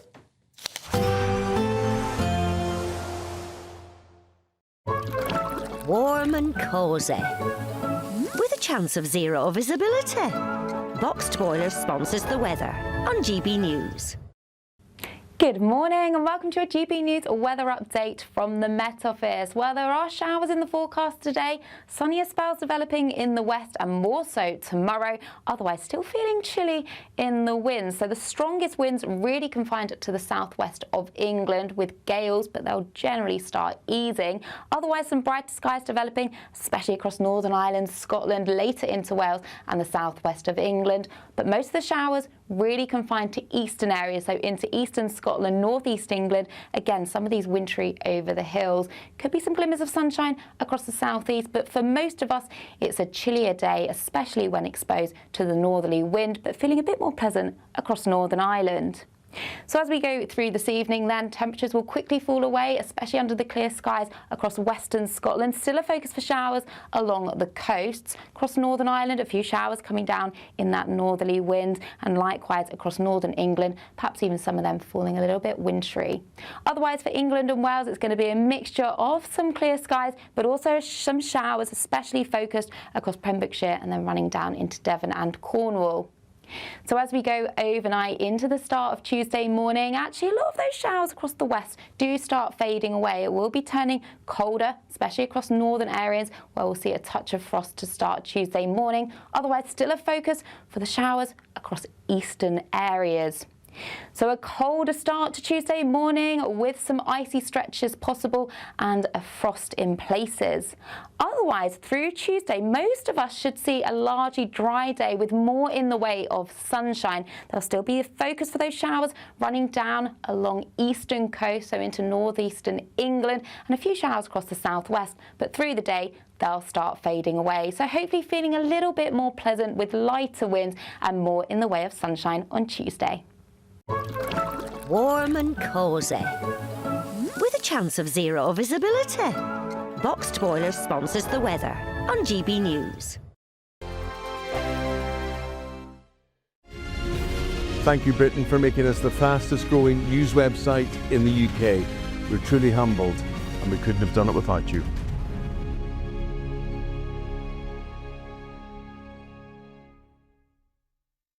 Good morning, this is the latest AI travel news from gbnews.com. Starting off with Essex, there's a collision on the M11 southbound between Junction 10 and Junction 8, causing 50-minute delays. Over in Doncaster on the A1M southbound, an incident between Junction 35 and Junction 34 is leading to significant delays. In Staffordshire, congestion is noted on the A38 northbound between the A5 121 Burton upon Trent North and the A5 132 junctions with a 10-minute hold-up. In Surrey, the M23 northbound at Junction 8 is experiencing disruption due to a lane closure. And on the trains, Cross Country and Greater Anglia face disruptions to and from Stansted Airport. For more travel news, go to gbnews.com. It's the final week to see how you can enjoy Christmas on us. First, we'll give you an incredible £30,000 in tax-free cash. Then we'll give you a further £10,000 cash to spend on all your Christmas presents, even the tree. Christmas lunch, that's on us too, with £1,000 in shopping vouchers to spend at your favourite supermarket. Finally, a GB News Christmas goodie bag. For another chance to win, text WIN to 63225. One entry costs £2.50 plus one standard network rate message. Or text BONUS to 63225. 5 entries cost £5 plus one standard network rate message. Go to gbnews.com/win. Entries start at £2.50. Call 0903 686 3232. Calls cost £2.50 plus your network access charge. Or post your name and number to GB17 PO Box 8690 Derby DE1 9TT. UK only. Entrance must be 18 or over. Lines close at 4 p.m. on the 28th of November. Please check the closing time if listening or watching on demand. Good luck. At GB News, we love to hear from you, our loyal community. So drop us a line at gbnews.com/yoursay. There you can talk to each other and also to the presenters live on air. gbnews.com/yoursay, because GB News is your channel, Britain's news channel. Join me, Nana Akwe, for an informative, interactive news programme with a difference. It's fun. No, he didn't say that, though. I'm so surprised. I think there's an element of truth to that. Join me from 3 p.m. every weekend, only on GB News, Britain's news channel. From the GB Newsroom, we bring you the news as it happens. With our team of dedicated journalists across the UK, we're ready to keep you up to date with what's happening every half an hour, every single day. Bulletins here on GB News, the People's Channel, Britain's news channel.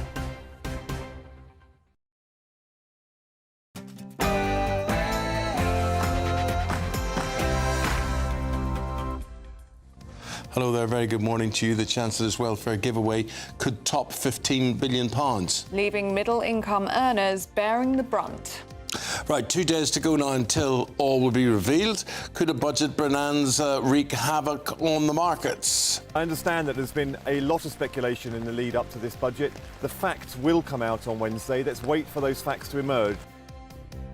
Europe agrees to invite Russia back onto the world stage as both sides meet to negotiate a deal. But after President Trump accused Volodymyr Zelensky of showing no gratitude, is his patience wearing thin?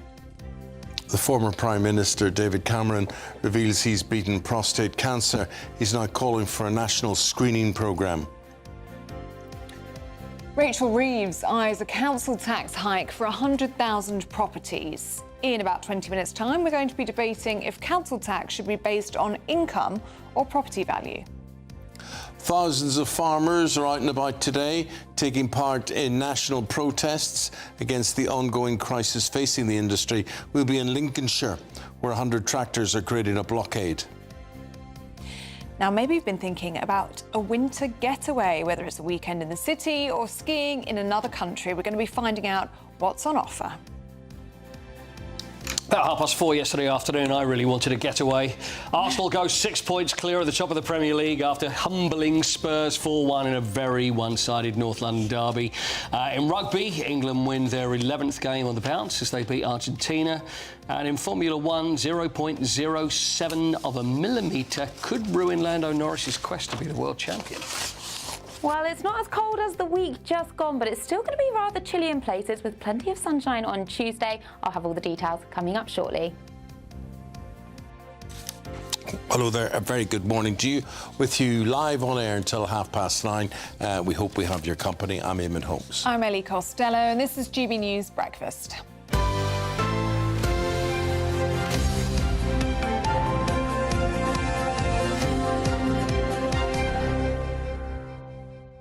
Let's speak to the Conservatives this morning. We're joined now by Shadow Secretary for Business, Andrew Griffith. Morning to you, Mr. Griffith. Good morning, Ellie. Good morning. Let's talk about the budget, shall we? Just 2 days to go. Many of the papers talking today about the Chancellor's welfare giveaway, saying it could top £15 billion. I believe it's something like 4 different measures that would increase the benefits bill. What do you make of these plans as they're being mooted by the papers? Well, I think it's becoming clear day by day. I mean, we've had this terrible run into this budget. It's depressed every single market, the housing market, the jobs market, business confidence. But it's becoming very clear now. We've got this huge gulf between those that work hard, those that try and save for their retirement, pensioners, small businesses, farmers, people who get up and go to work early every day, and the people that this Labour government seems to want to support, which is the public sector and those on welfare. A very clear divide. Conservatives are very different. We're talking today about the CBI. We're talking about how we can get down businesses' taxes, their energy bills, cut red tape, and have a government that's properly on the side of the enterprising people that make this country so great, not those that are just taking from everybody else. Also, the front page of the Times today talking about a mansion tax. So, according to them, Rachel Reeves has reversed on the mansion tax. Not going to go for that anymore. Instead, 100,000 homes in the country are going to be hit with this surcharge, which will be applied to their council tax bill. Some properties would face £4,500 on this bill, but of course, the Chancellor's idea is that they would only affect the super wealthy. What do you make of that plan? Well, once again, you know, this is the Chancellor who a year ago said, having raised taxes by one of the biggest amounts in peacetime history, said she had no plans to come back more. And then day by day, we find different ways she's going to slice out of people's hard-earned wealth, hard-earned income, hard-earned wealth, the properties they live in. This is extremely problematic. Many of the people living in highly valued properties, as she would see it, are pensioners. They're on a fixed income. It's very hard for them to adjust to that. Of course, this is a huge transfer from people in the south to the north. We already have less infrastructure, a more congested environment, and yet this government seems intent on raiding people in the south and southeast, actually one of the most productive parts of the economy. They don't understand business. They don't understand what it is to work hard to try and save for your family, for your retirement. This smorgasbord, a 3-month-old smorgasbord, or a buffet in old language, is a pretty unappetizing prospect, and that seems exactly what we're going to get this week. Full of dogma, ideology, but a very clear statement on who this government is for: people on welfare, the fat public sector, and not the people who are actually creating the wealth in this economy. And would casual workers be part of that? Kemi Badenoch, your leader, is expected to give a speech to the CBI today in which she will talk about that there will be a de facto ban on seasonal and flexible work. This is coming up to Christmas and people being available for that casual labour market. Now, as the Shadow Secretary of State for Business, what do you think about that? Well, Labour are passing this 330-page. Just imagine how thick that is, Eamonn. And it will, exactly as you say, damage those that want to do flexible work, casual work, those that juggle work around other responsibilities, whether it's studying or caring. It's completely naive, dogmatic approach. You know, many people like to organise their own working lives in the way that suits them best. And alongside that measure, there's so many other measures. Really, this is a bill that was written by the trade unions. It's a back to the 1970s bill. Unemployment has risen every month of this government, and very soon, every family in this country is going to know a son, daughter, niece or nephew who cannot get work because of this government, because of their approach to hiking red tape and restricting employers from taking a chance on young people, the sort of chance I'm sure you and I had. You know, my first job was making donuts in Tesco's. But, you know, if you couldn't get that sort of flexible work, then who knows what would have happened. Work, I would be 3 times the size I am now. Nothing as nice, smells as nice as donuts. Very good. But Andrew, this is the employment rights bill that you guys are attacking. Does that mean that you are against workers? That's what people are going to say.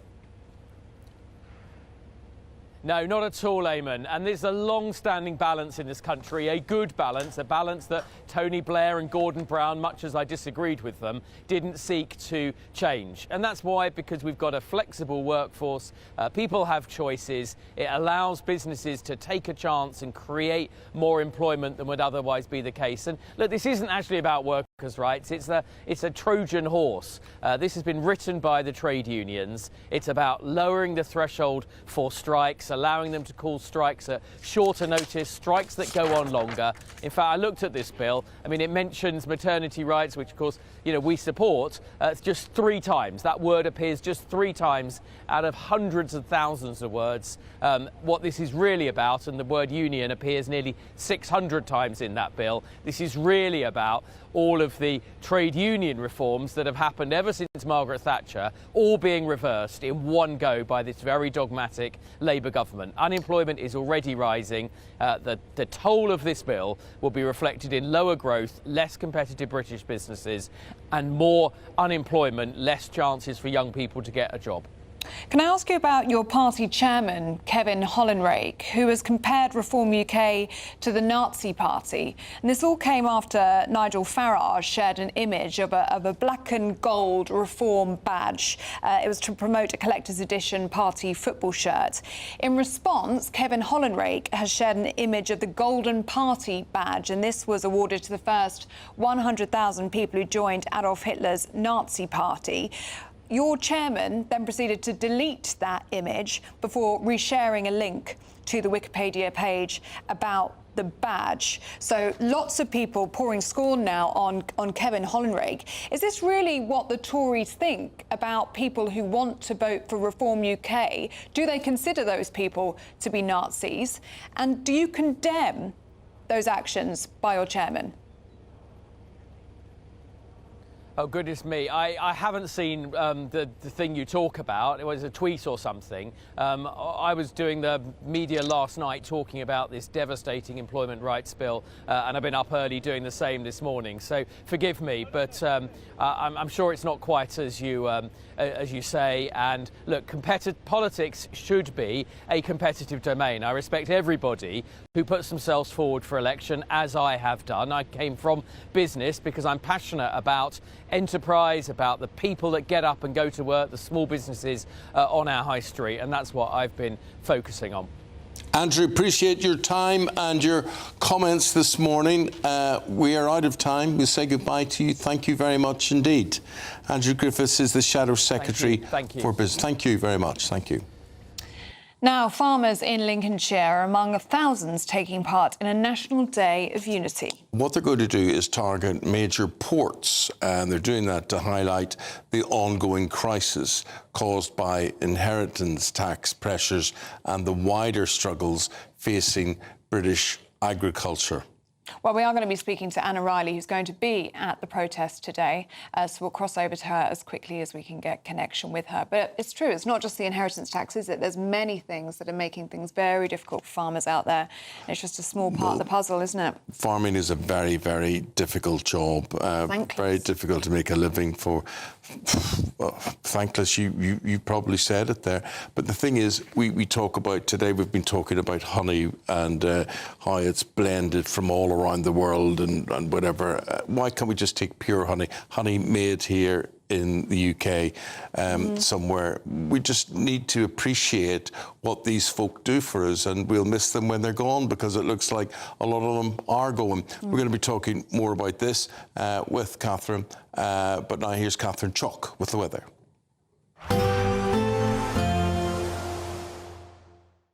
Expect warm spells with the odd rude interruption. Boxed Boilers sponsors the weather on GB News. Good morning and welcome to a GB News weather update from the Met Office. Well, there are showers in the forecast today, sunnier spells developing in the west and more so tomorrow, otherwise still feeling chilly in the winds. So the strongest winds really confined to the southwest of England with gales, but they'll generally start easing. Otherwise, some brighter skies developing, especially across Northern Ireland, Scotland, later into Wales and the southwest of England. But most of the showers really confined to eastern areas, so into eastern Scotland, northeast England. Again, some of these wintry over the hills.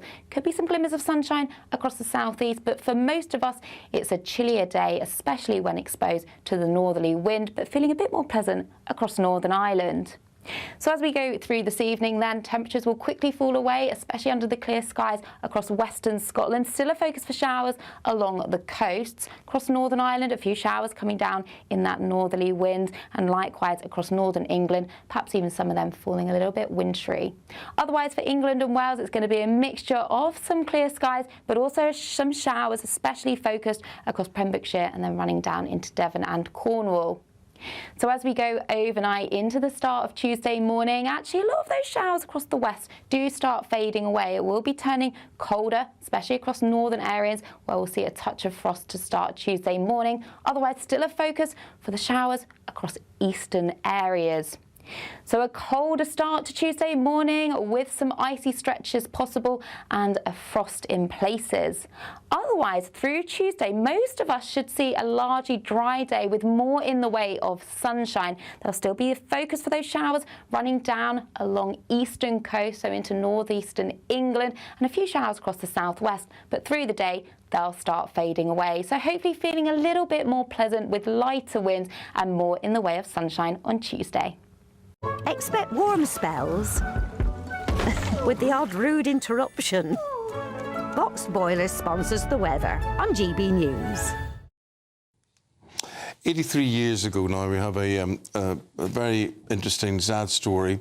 It was a ship carrying British and Commonwealth people to South Africa, and it was torpedoed by a Japanese submarine. 300 people died as a result. Well, in the years since, the story of SS Tilawa has since become virtually unknown until a descendant on one of those killed set out to uncover the truth.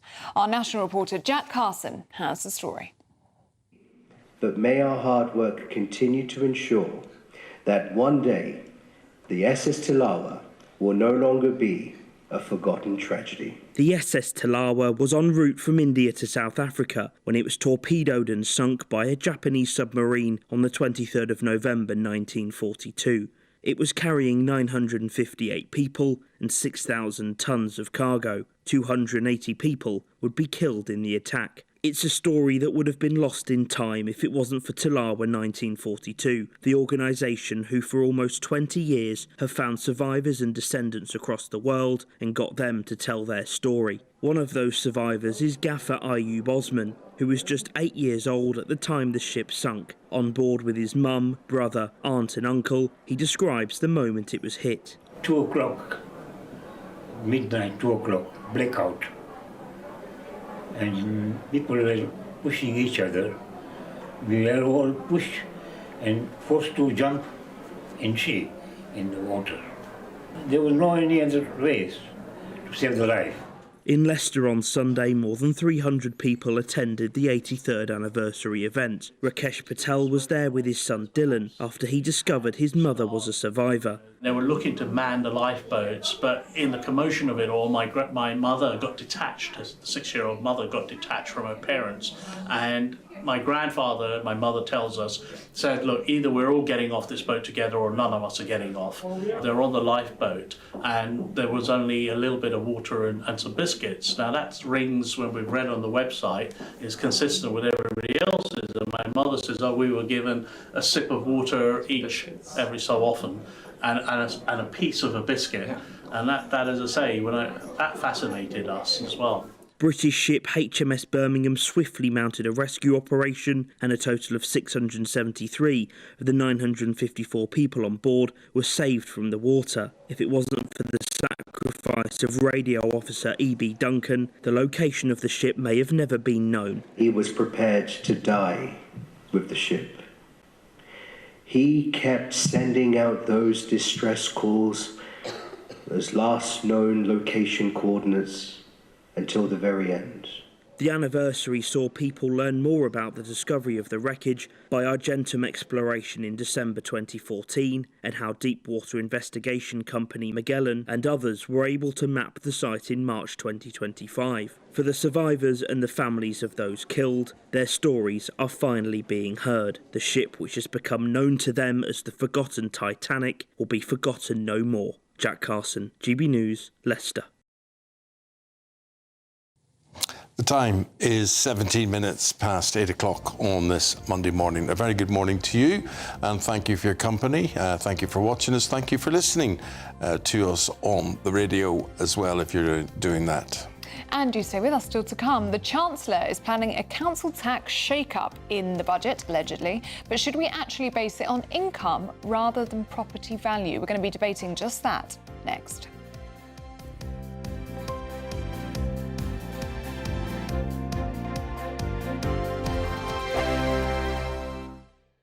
Westminster, the ultimate clique. And you're fighting like rats in a sack. But here on the Camilla Tominey Show, we ask the questions the establishment media is too scared to ask. OK, let me ask you a straight question, because I know you're a straight-talking politician. Whether it's net zero, illegal immigration or law and order, nothing is off-limits. You had the power then. Yeah, as I and say, now you've lost it. That's the Camilla Tominey Show, a politics show that's fearless. No, let me finish my question if you don't mind, because it is my show. Sundays at 9:30, only on GB News, the People's Channel, Britain's news channel. This is GB News, Britain's news channel. So proud of GB News for getting, and Bev of course, for getting the interview. But the real important message from all of it was, of course, President Trump's Attack on the BBC. I've been proven wrong because I tweeted a couple of days ago, it just shows how much I know. I tweeted that I thought President Trump might accept the apology from the BBC as an off-ramp and say, look, I want to be the nice guy here. I don't want to sting the great British public who, of course, pay the licence fee and who would ultimately be funding any settlement or court fees. So I thought he might use that as an off-ramp. But nope, we got into the Roosevelt room in the White House. Bev sat down with him. I was standing just behind Bev listening to the whole interview. And even before we went live with the interview and started recording, he was so shocked, angry, and more than anything, actually, confused as to why the BBC would behave like that. He just couldn't believe, not that, you know, on one occasion, fine, maybe it could be a mistake, but the second time, the Newsnight incident just proved that, in his mind, it was intentional, it was institutional bias. There's a clip there of, a photo, sorry, there of us in the Oval Office. It was an amazing experience, Nana, of course, just being in that room. Once we finished the interview, President Trump came over to us and said hello and asked if we'd like to see his office and the Oval Office. And yeah, stepping into that room, the history, you can feel it, the soul of the place, the grandeur, the gold as well that President Trump has installed all over the room. He's received some criticism for his use of sort of gold decor across the White House, but I have to say it was extraordinary. And it didn't stop there. He then invited Bev and I and some of the crew out onto the Rose Garden patio. There was American music playing, which was very funny. And we had a quick glimpse down at the presidential Hall of Fame, just from the top of the patio there. GB News, the People's Channel. At GB News, we love to hear from you, our loyal community. So drop us a line at gbnews.com/yoursay. There you can talk to each other and also to the presenters live on air. gbnews.com/yoursay, because GB News is your channel, Britain's news channel.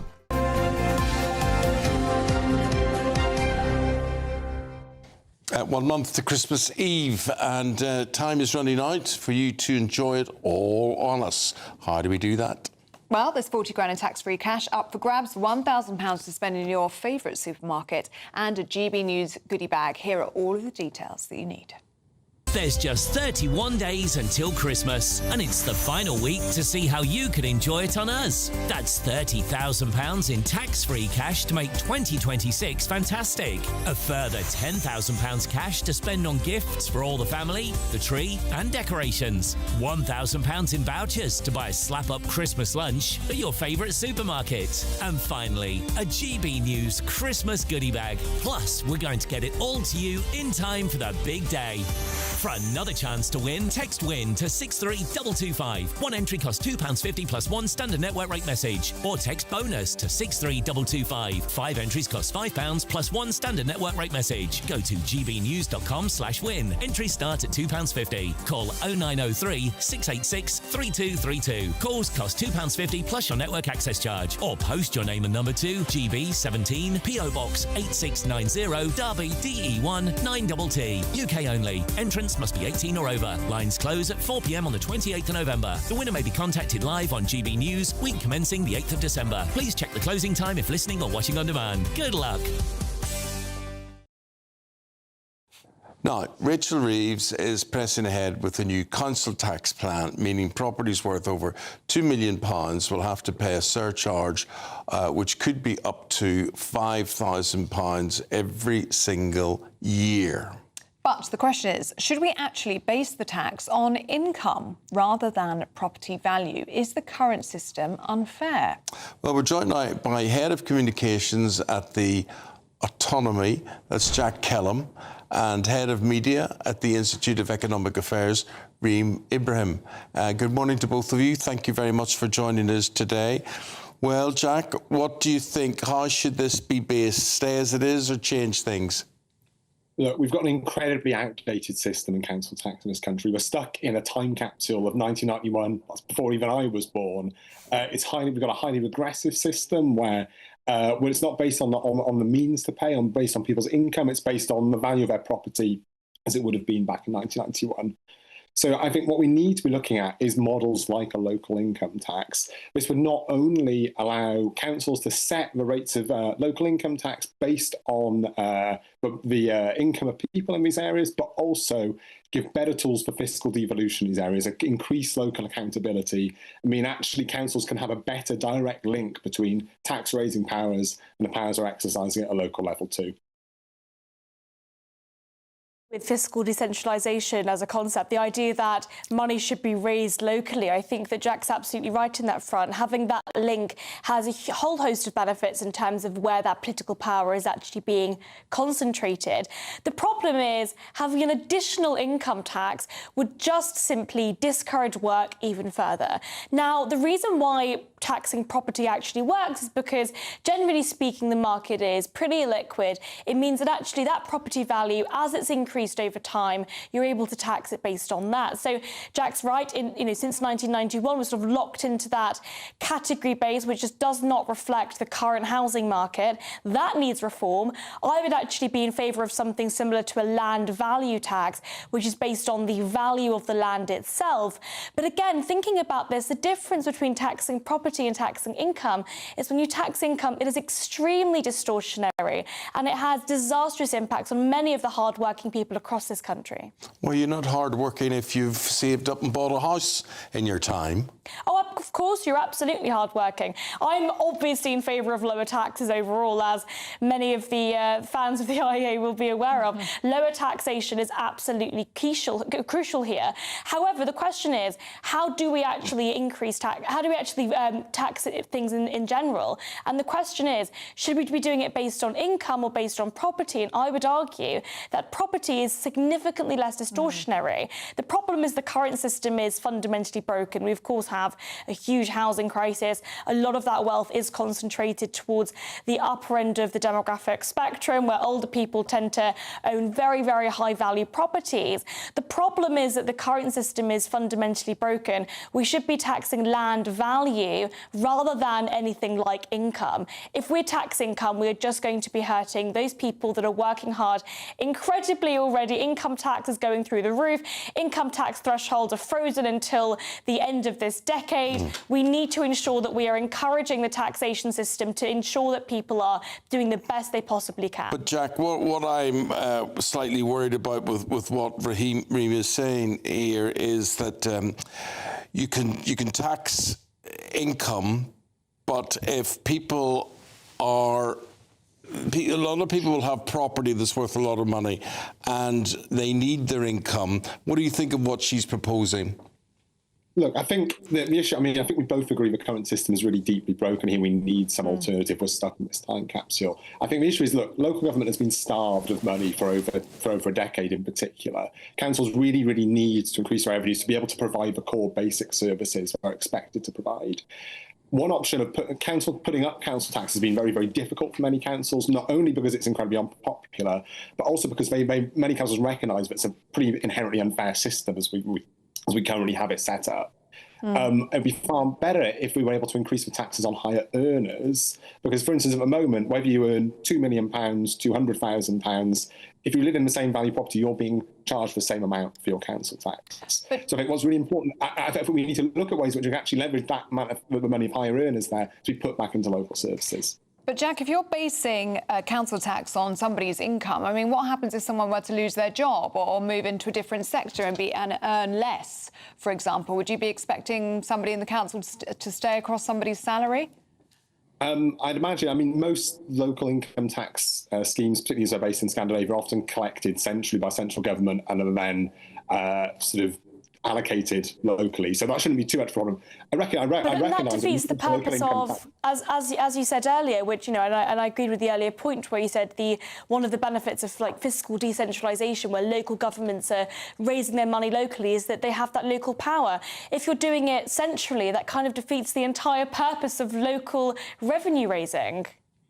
Well, it would still, but local councils would still set the rates of income tax here and would still receive the revenues here, but you would use a national revenue authority to collect that money too. So you'd still have that direct link between the rate at which the local income tax is set and where it's spent. So I think that's, I mean, there are administrative questions we can get into about how things are played out with a local income tax. But I think what really is important is actually strengthening our local democratic institutions, building a form of local government that's actually fit for the 21st century and not in the highly centralised state we currently have, in which it's very, very hard for local councils to actually generate revenue. That's incredibly important things like putting up council tax based on wealth. Jack, Reem, thank you very much for your thoughts this morning. Thank you for joining us on Breakfast. Let us know what you think. gbnews.com/your say. Still to come, guess which celebrities and sporting stars are celebrating their birthdays today. We're going to be going through that with Paul Coyte and a lot of other sport as well.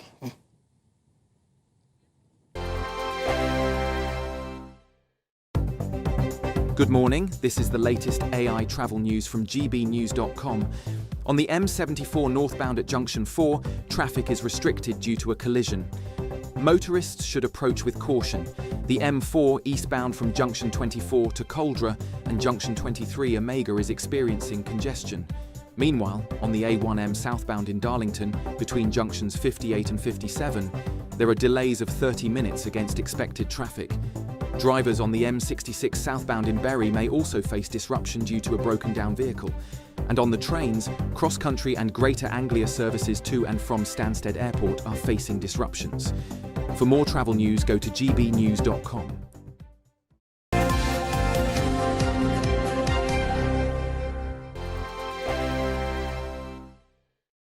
Westminster's full of talk, but out here, it's the real world.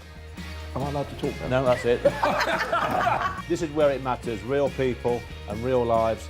That's what politics is all about. The fact that Trump made a good start, no. Straight answers, no spin, and just a couple of pints. How many fingers have I got up? About 10. So join me for Lee Anderson's Real World every Friday at 7 p.m. only on GB News.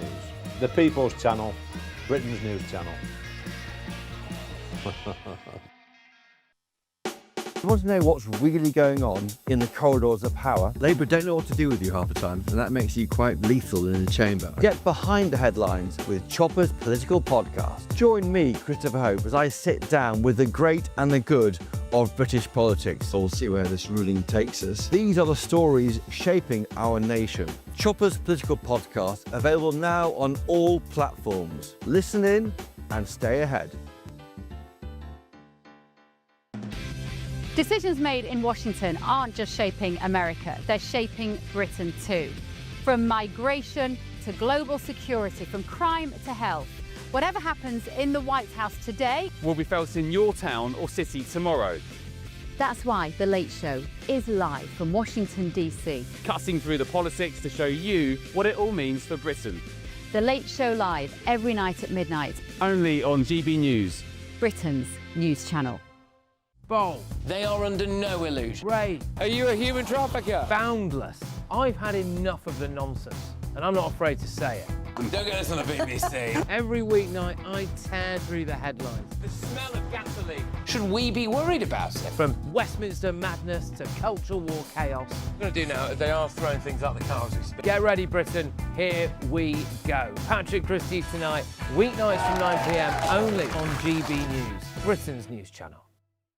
At GB News, we love to hear from you, our loyal community. So drop us a line at gbnews.com/your say. There you can talk to each other and also to the presenters live on air. gbnews.com/your say, because GB News is your channel, Britain's news channel. Join me, Nana Akwe, for an informative, interactive news programme with a difference.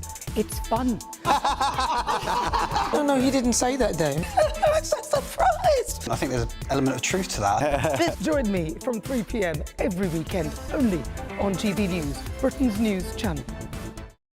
Britain's economy is at a crossroads. And this budget day, every decision counts. From taxes and rent to the cost of living. Whatever the outcome, the GB News family will be there with expert analysis breaking down what it means for you. Budget day, all day Wednesday. Only here on the People's Channel. Britain's news channel.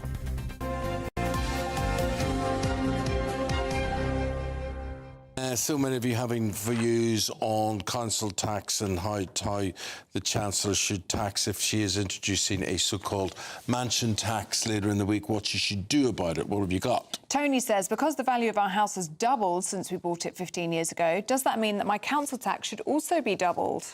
Summer says council tax is a charge for the local services I use. Therefore, instead of charging council tax as regards the valuation of the property, why not use a formula to work out how much the local services cost for one adult per year? Yeah, Ernie says council tax should be based on how many people live in the property. Why should a pensioner pay the same as a family on the street with 4 adults and 4 kids living there? Now, thank you for taking part. There's also a brand new way to take part in our programmes by becoming a friend of GB News, and you can do that for free. Join the community and be part of our shows by becoming a friend of GB News. Get a direct line to join the conversations that you hear us talking about every day in our programmes by commenting on Your Say and voting in You Decide polls.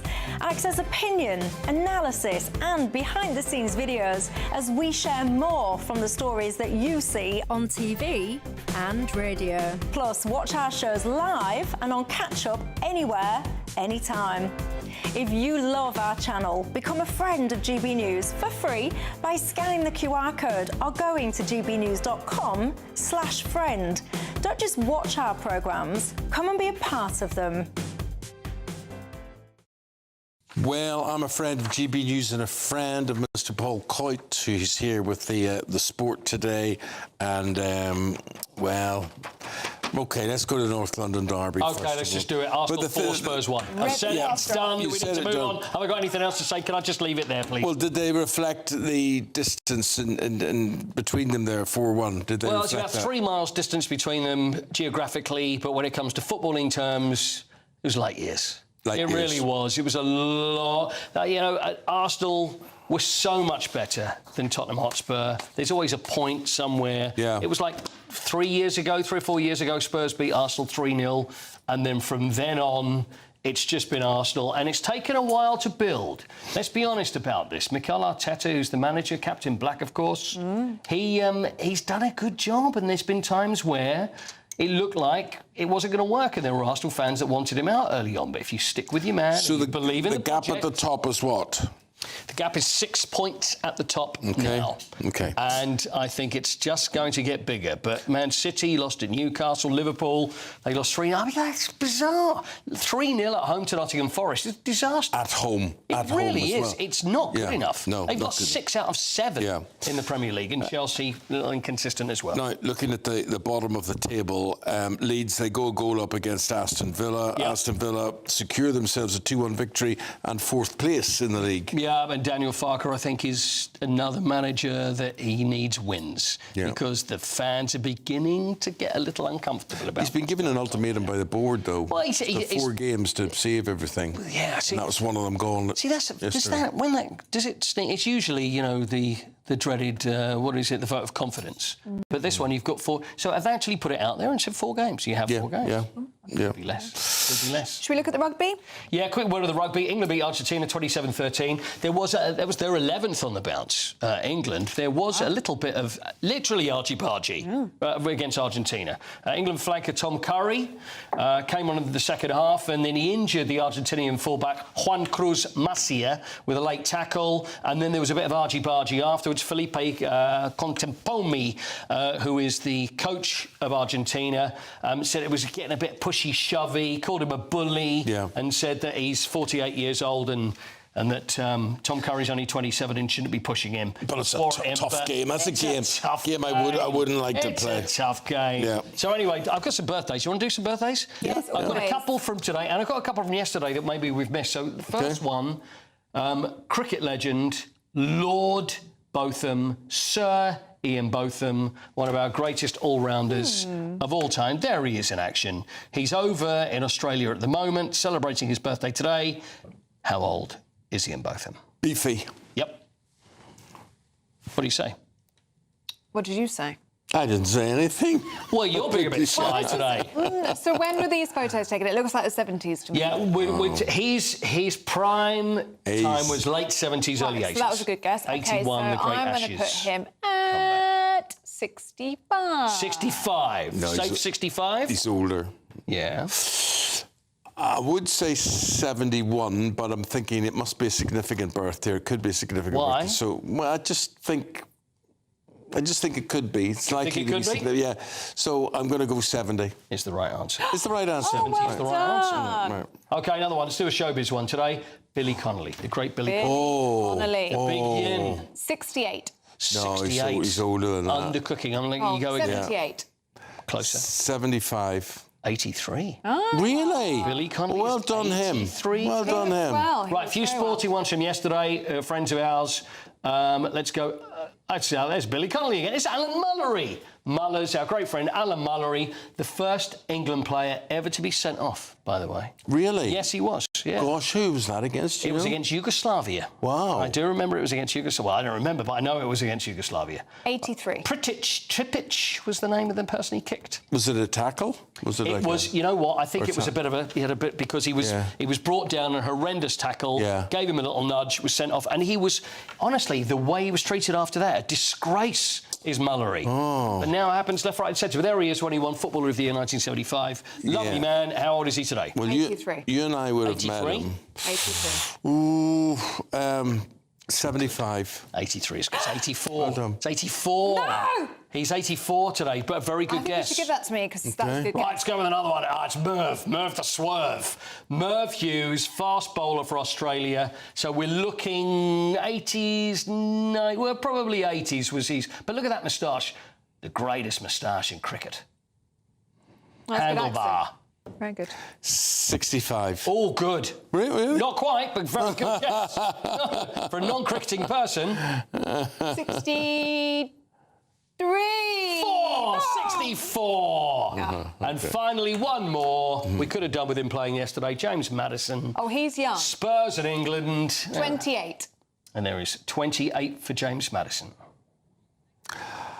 25. 29 is the answer. 29. 29. And I just have been very Good close. game, in lots good of game. ways. Good game, I good don't think he game. was on Thank the you very money, much were they? indeed, Paul. Appreciate it. Thank you. Still to come, a 79-year-old Lord Baronet is on the search for a bride, but he's got a list that she has to conform to. She has to be able to shoot, to be able to dance, to be able to... what else? Provide lots of babies. Oh, So she needs to be very young. And he's not. OK, Dawn and Chris with all of that, plus more, next. Back after this. Dinner under the stars tonight? That reminds me of our travel insurance. You mean all clear skies? All Clear Travel Insurance sponsors GB News Travel Destinations forecast. The unsettled weather continues across the central Mediterranean. Heavy rain and thunderstorms expected here. Some areas could even see a month's worth of rainfall in just a few days. Mostly dry and settled across Madeira, but many areas of northern Europe are going to see a very unsettled day on Monday. The poorest of conditions likely across Italy and around the Adriatic coastline. Some heavy showers and thunderstorms here. Still a mix of sunshine and showers into next week, with the best of the temperatures across Tenerife. All Clear Travel Insurance sponsors GB News Travel Destinations forecast.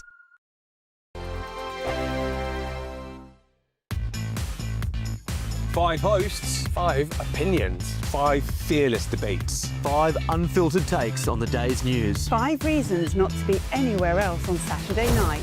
This is the Saturday 5. You got me. You got me good there. Britain's biggest Saturday night TV show. It's not a bad brand. Yeah. Uncensored. Very easy tonight. On the unpredictable. What did she say? Can you translate it for us? And always entertaining. And how can a country go from being led by William Wallace Saturday nights from 6 p.m. only on GB News, the People's Channel. Britain's news channel. You're going to want to stay tuned, trust me. This is GB News, Britain's news channel. Last time I was here was with Buddy, my golden retriever, who joined me for the first 2,000 kilometre of my 13,000 kilometre triathlon from England to Everest. But this time we got back and we've just got a rescue dog, but Teddy, who's inspired our next adventure, our next charity expedition in aid of rescue dogs. So, yeah. I'm going to slow you down a tiny bit there. Absolutely, that's You fine. said fairly quickly 13,000 kilometres. Yeah. So, tell me about the stages of that. So, yeah, so it was 6 months tomorrow, 6 months ago to the day, was on summit of Everest and completed the longest climb of Mount Everest in history. So it was 13,157 kilometres, which started with a swim across the English Channel and then a 12,000 kilometre bike ride across 18 countries to sea level in India, and then a 1,300 kilometre run and hike and climb from sea level to the top of Mount Everest. So it was the first triathlon to the top of the world and also the longest climb of Everest in history, which was for a great veterans charity called SABSIM, which makes mental health courses using wildlife and nature. And I studied zoology, massive animal lover myself, and now I've been back 6 months and we've just come across and rescued Teddy. It inspired our next little venture. I mean, the trip you undertook, the 13,000 kilometres, medical experts said it was impossible. Well, a lot of people said to me, a lot of experts said they're not sure if it's possible. You know, the question was that, you know, after a nearly an 8,000-mile triathlon, would the human body then be capable of then climbing Everest? I lost 18 kilos, nearly died many times. The hardest day was on day one, actually, 18 and a half hours across the channel. That was just day one of 237. But we made it in the end. It was for a great cause, and we kind of defied possible to show the most important message of my entire kind of expedition, that the only person that knows what's possible is looking in the mirror. GB News, the People's Channel. Britain was once the envy of the world, but look around. A nation that no longer knows what it is or where it's going. A country that's broken. How do we fix Britain? How do we bring it back? Friday night with Matt Goodwin at 8 p.m, only on GB News.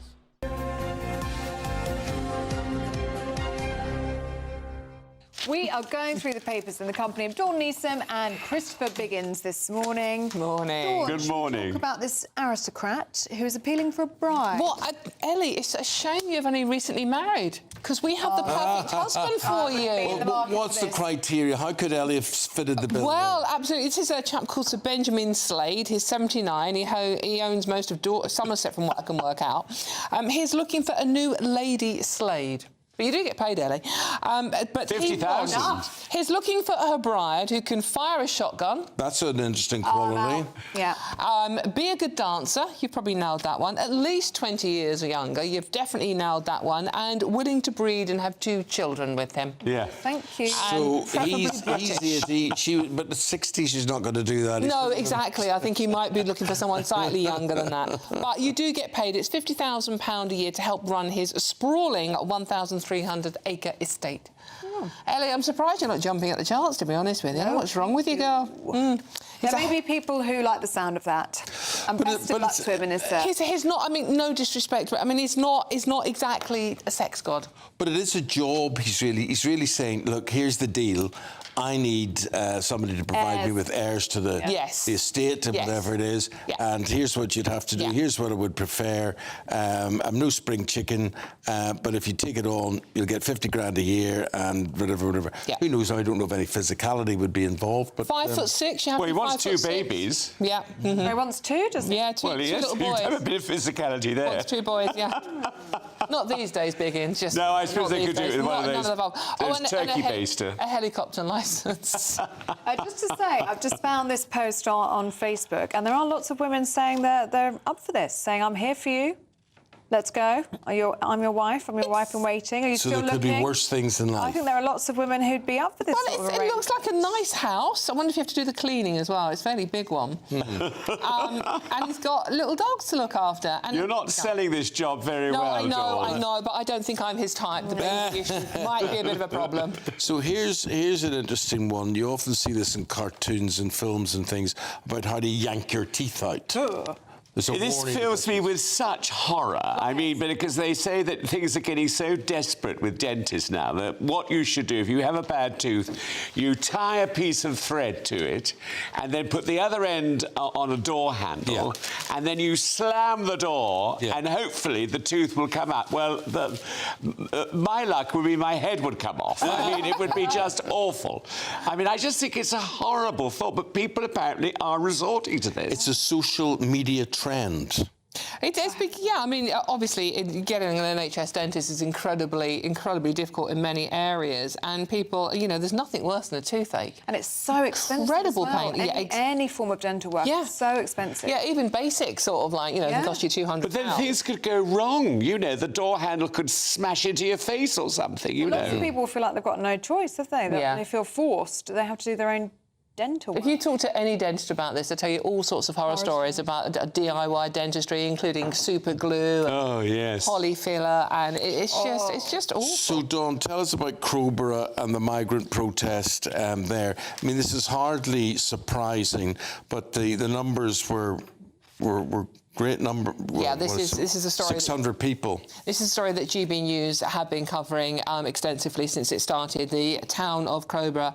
in East Sussex, and there is an army training camp there, and the Home Office plans to transfer some 600 male migrants from the hotels to this army base. Now, it's not a secure army base. They'll be housed there, but they'll be free to roam in the local community. The town itself is only 22,000 people, and for the last 3 weeks now, the residents who had no warning this was happening, no consultation whatsoever, they just suddenly dumped on them. And as we know, these are going to be 600 young, male, undocumented migrants. And the locals are naturally up in arms. And talking to dentists, they're saying, we can't get dentists or doctor's appointments, so what is this going to affect her from the local community? You know, they don't feel safe. There's been no consultation. The council had no consultation. It's just happening, and it's not going to be secure. These men will be free to roam at will. And many of these people are going, no, we're not racist by worrying about this. We are simply worried about how we're going to cope and the dangers to our community. I was also listening to one of the mothers who was at this protest yesterday, and she was talking about the practical implications of this, because it's a training camp. Lots of young people on that camp training. So how's that going to work when you've got 600 because the army cadets are still going to be there. How is that going to work? And also there's weaponry and munitions on this sort of site. So how's that been made safe? How do you ensure that those people are safe? It doesn't bear thinking about. And they were always complaining about the Conservatives sending people to Rwanda. At least they were sending them out of our country. Biggins, you might remember this next story. It's from 1862, do you remember? When World War I broke out. Yes. So the reserve food stock in the country was 6 weeks, was it? Yeah, 6 weeks, yeah. Was 6 weeks. Now, Biggins, it's just what?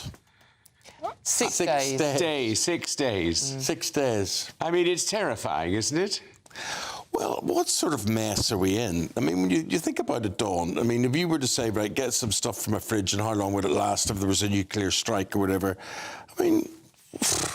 We are in all sorts. It's a very interesting report by James Rebanks, who is a farmer, about the state that British farming is in. Now, we know, again, GB News has covered it extensively, one of the few channels that has done about farmers and the pressure. We're going to be crossing live at 9:15 or so to Lincolnshire. Good, absolutely. It's so important we talk about this. Obviously, you know, the inheritance tax coming on farmers is going to be absolutely dreadful. But, you know, there's an all-party group on science and technology have warned that if the UK continues to prioritise housing, net zero, tree planting, nature, etc., etc., we're going to lose a quarter of our productive farmland by 2050, which is not that far away. Yeah. And we've got farms going bust on a daily basis. They can't cope. We do know that farmers have taken their own lives over the financial situation they find themselves in. This isn't just the fault of the Labour government. This goes back to the previous Conservative government. Obviously, these things don't happen overnight. But as this report says, and it is scary reading, I would urge people to read it, we have 6 weeks of food reserves in this country left. I mean, and otherwise... 6 days. 6 days, sorry. 6 days. And that is just going to be... Otherwise, we're just going to import food, and the state of the world at the moment...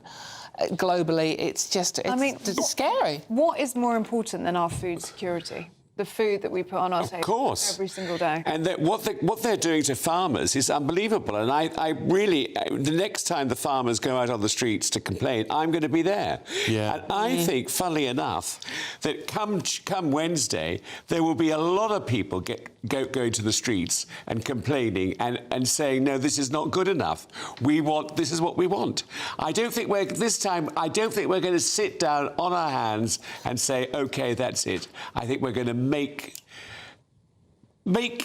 our feelings known to this government. Well, you just look at the way people shop over Christmas. I'll tell you, you wouldn't have 6 days food supplies in reserve. No, yeah. Guys, appreciate it. Thank you both very much indeed. Very entertaining day today and informative. Thank you very much indeed. Yeah, let us know what you think on any of the stories that we've been talking about today. gbnews.com/yoursay. We'll try and share as many as we can in the next half an hour of the programme. Before any of that, though, let's get a check on the weather, shall we, with Catherine Chalk. I hear it is a little bit warmer than it was last week, which would be very welcome. Catherine's got all the details. It's about 6 degrees then.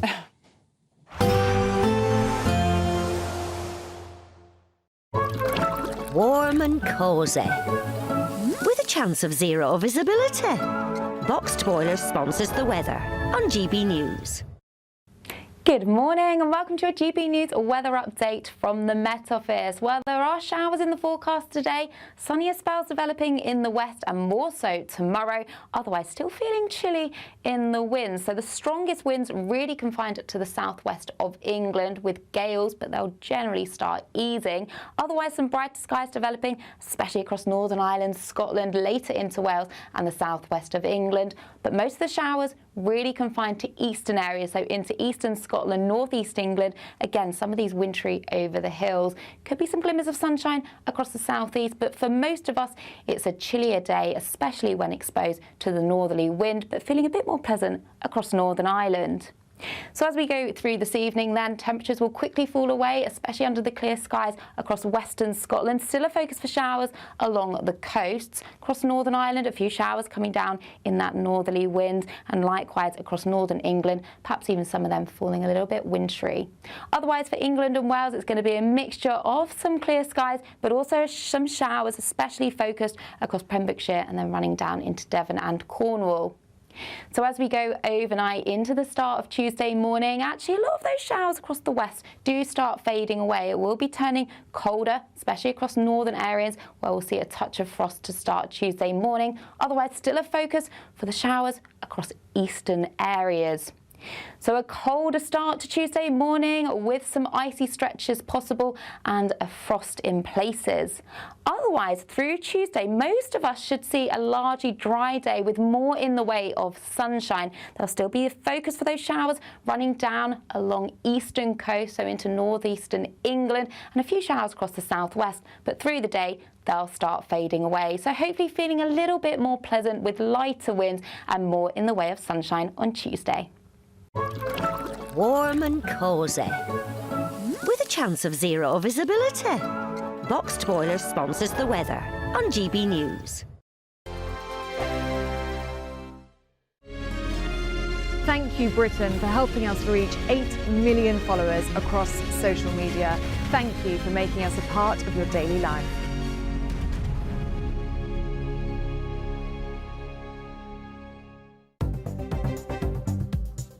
Good morning, this is the latest AI travel news from gbnews.com. Currently on the M11 southbound between Junction 10 and Junction 8, there is a road traffic collision involving multiple vehicles, leading to significant delays of approximately 1.5 hours. Heading to Surrey, the A3 southbound exit slip to the M25 is facing disruptions due to a broken down vehicle, resulting in lane closures. Meanwhile, on the trains, there is disruption with both cross-country and Greater Anglia services to and from Stansted Airport. Stay informed as these conditions develop. For more travel news, go to gbnews.com. It's the final week to see how you can enjoy Christmas on us.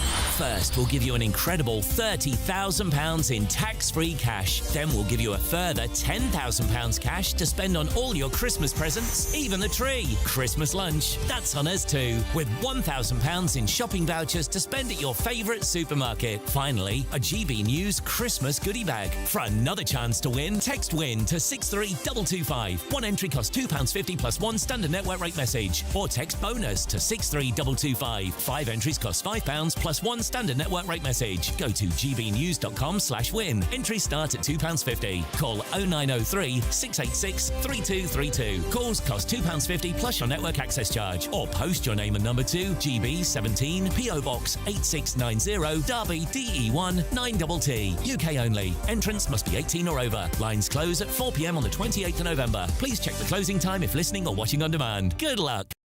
Westminster's full of talk, but out here, it's the real world. Am I allowed to talk now? No, that's it. This is where it matters, real people and real lives. That's what politics is all about. In fact, has Trump made a good start? No. Straight answers, no spin, and just a couple of pints. How many fingers have I got up? About 10. So join me for Lee Anderson's Real World every Friday at 7 p.m. only on GB News. The People's Channel, Britain's news channel. You want to know what's really going on in the corridors of power? Labour don't know what to do with you half the time, and that makes you quite lethal in the chamber. Get behind the headlines with Chopper's Political Podcast. Join me, Christopher Hope, as I sit down with the great and the good of British politics. We'll see where this ruling takes us. These are the stories shaping our nation. Chopper's Political Podcast, available now on all platforms. Listen in and stay ahead. A really important thing about GB News, and it's brought something completely different to the landscape. The mainstream is all about keeping the status quo as it is, ticking along quite nicely. They don't want to ask difficult questions. GB News exists because there is a desperate need for fearless journalism that puts the people first. GB News came on the scene as a disruptor, and it has always been a disruptor ever since. Journalism in this country has been a cosy world full of groupthink until now. Well, the reality is that most British journalists are afraid. That's not GB News. Journalism is journalism at the end of the day, and we're not here to serve any masters. Our masters are our audience. We're here to talk about things in a way that have never been broadcast on British airways before. Do not miss a moment on GB News. The #1 news channel in the country.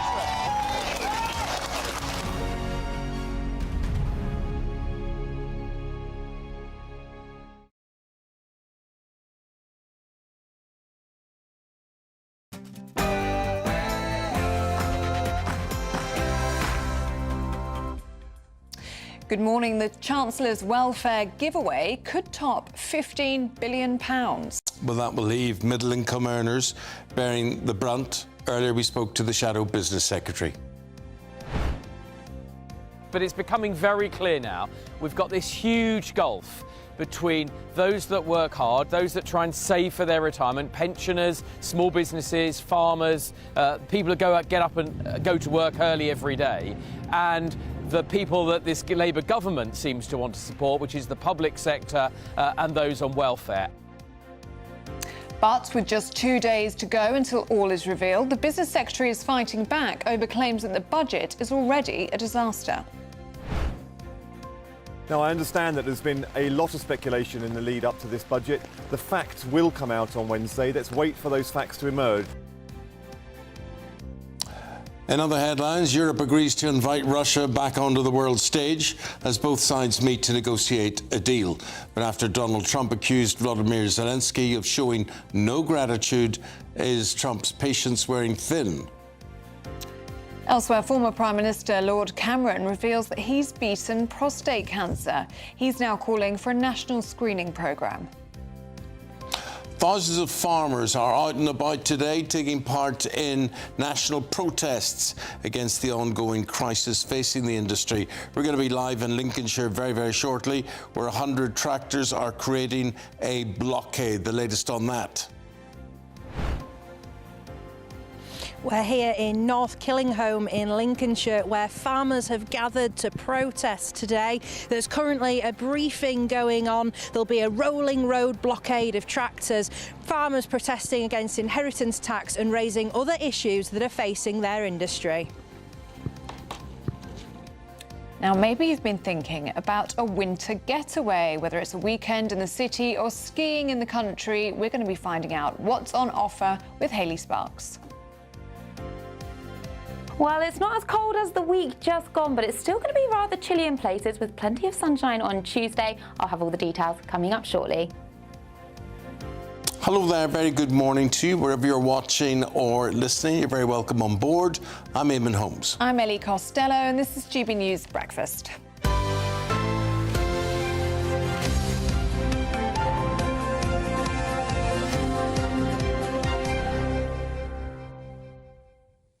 Now, farmers in Lincolnshire are among thousands of people taking part in a national day of unity. Their protest will target major ports to highlight the ongoing crisis caused by inheritance tax pressures and the wider struggle facing agriculture. Well, over 100 tractors from across Lincolnshire have turned out this morning. Anna Riley is with them at the heart of the scene this morning. And Anna, those farmers behind you, they're going to make their voices heard today, aren't they?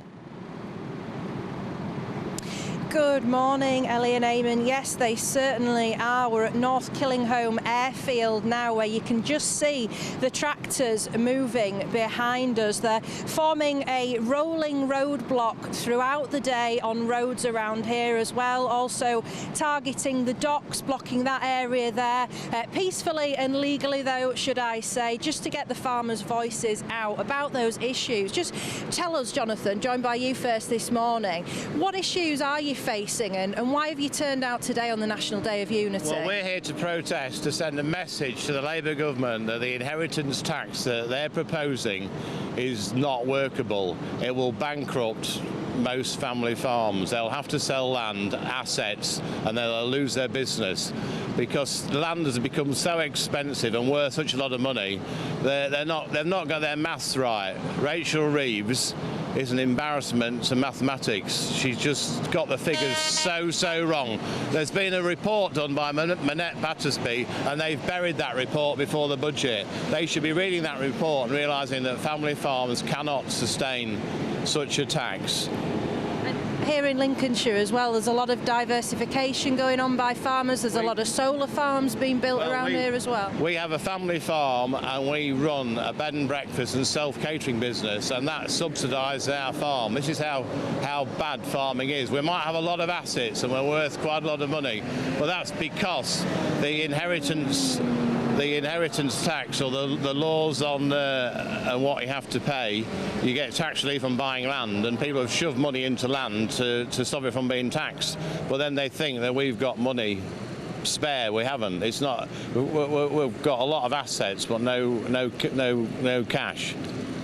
And just tell us, Taryn, you've been a big part of the organisation for today. What exactly is happening? Because you've been out since 6 this morning, haven't you? Yeah, we've been out since 6. It's a national day of unity across the country with farmers coming together 2 days before this new budget coming in. Yeah, there's protests going all the way around the country today, targeting key infrastructure and massive road networks. What would you say to people that might be inconvenienced or trying to get to work and there's a load of tractors blocking the way? Well, we're working with local authorities, we're working with the police, you know, we've had a break for an hour now to let them people get the kids dropped off at school, to get to work. We'll have another break at tea time, same again, let the kids get picked up from school. But we've had a lot of kids passing us in cars and they're all waving, you know, everyone likes to see a tractor, so. Thank you. And the budget, obviously you've touched on the budget. What would you like to see on Wednesday? Well, I need a complete reversal, and they're not listening. We've been speaking to the government, and Keir Starmer doesn't. You can't ask him a question; he won't say yes or no about anything. I've never known. You can't argue with him. He's just crazy, man, and he's not in the country half the time. We need dialogue with him, and he's not letting it happen. We're in trouble. British agriculture's in trouble. We rely on each other. We rely on tractor companies. All our money goes to ancillaries. We're out of Immingham, the fuel refinery. Without them, we're out of business in 2 weeks' time in harvest when we run out of fuel. It's a whole system she's attacking. It's not the individual farmer, all because we have the asset of the land. It was never worth that much in the past. Nobody cared, but they think they can attack our business, and it's wrong. Thank you so much for joining us both this morning. So yeah, that's the message here from farmers this morning. So certainly farmers looking ahead to that budget on Wednesday, as well as the rest of the country. Of course, Anna Riley, thank you very much. Thank you.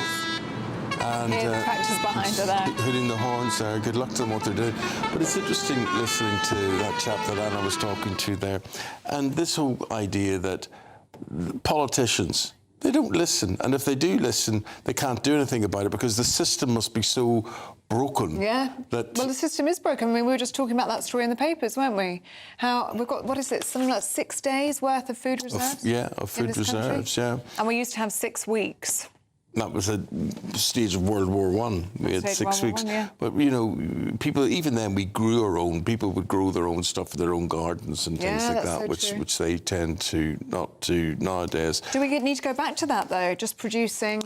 I just think we need to go back to simplicity. Everything is AI and all this blooming nonsense coming our way. As my old mother used to say when she was alive, I'm glad most of it's behind me now. That's what she would say, you know. Who goodness knows what's ahead, but what's ahead is our Great British Giveaway. Well, that's something to smile about, It is super duper. Have a look.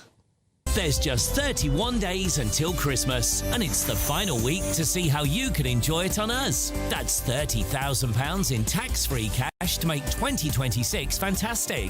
A further £10,000 cash to spend on gifts for all the family, the tree and decorations. £1,000 in vouchers to buy a slap-up Christmas lunch at your favourite supermarket. And finally, a GB News Christmas goodie bag. Plus, we're going to get it all to you in time for the big day.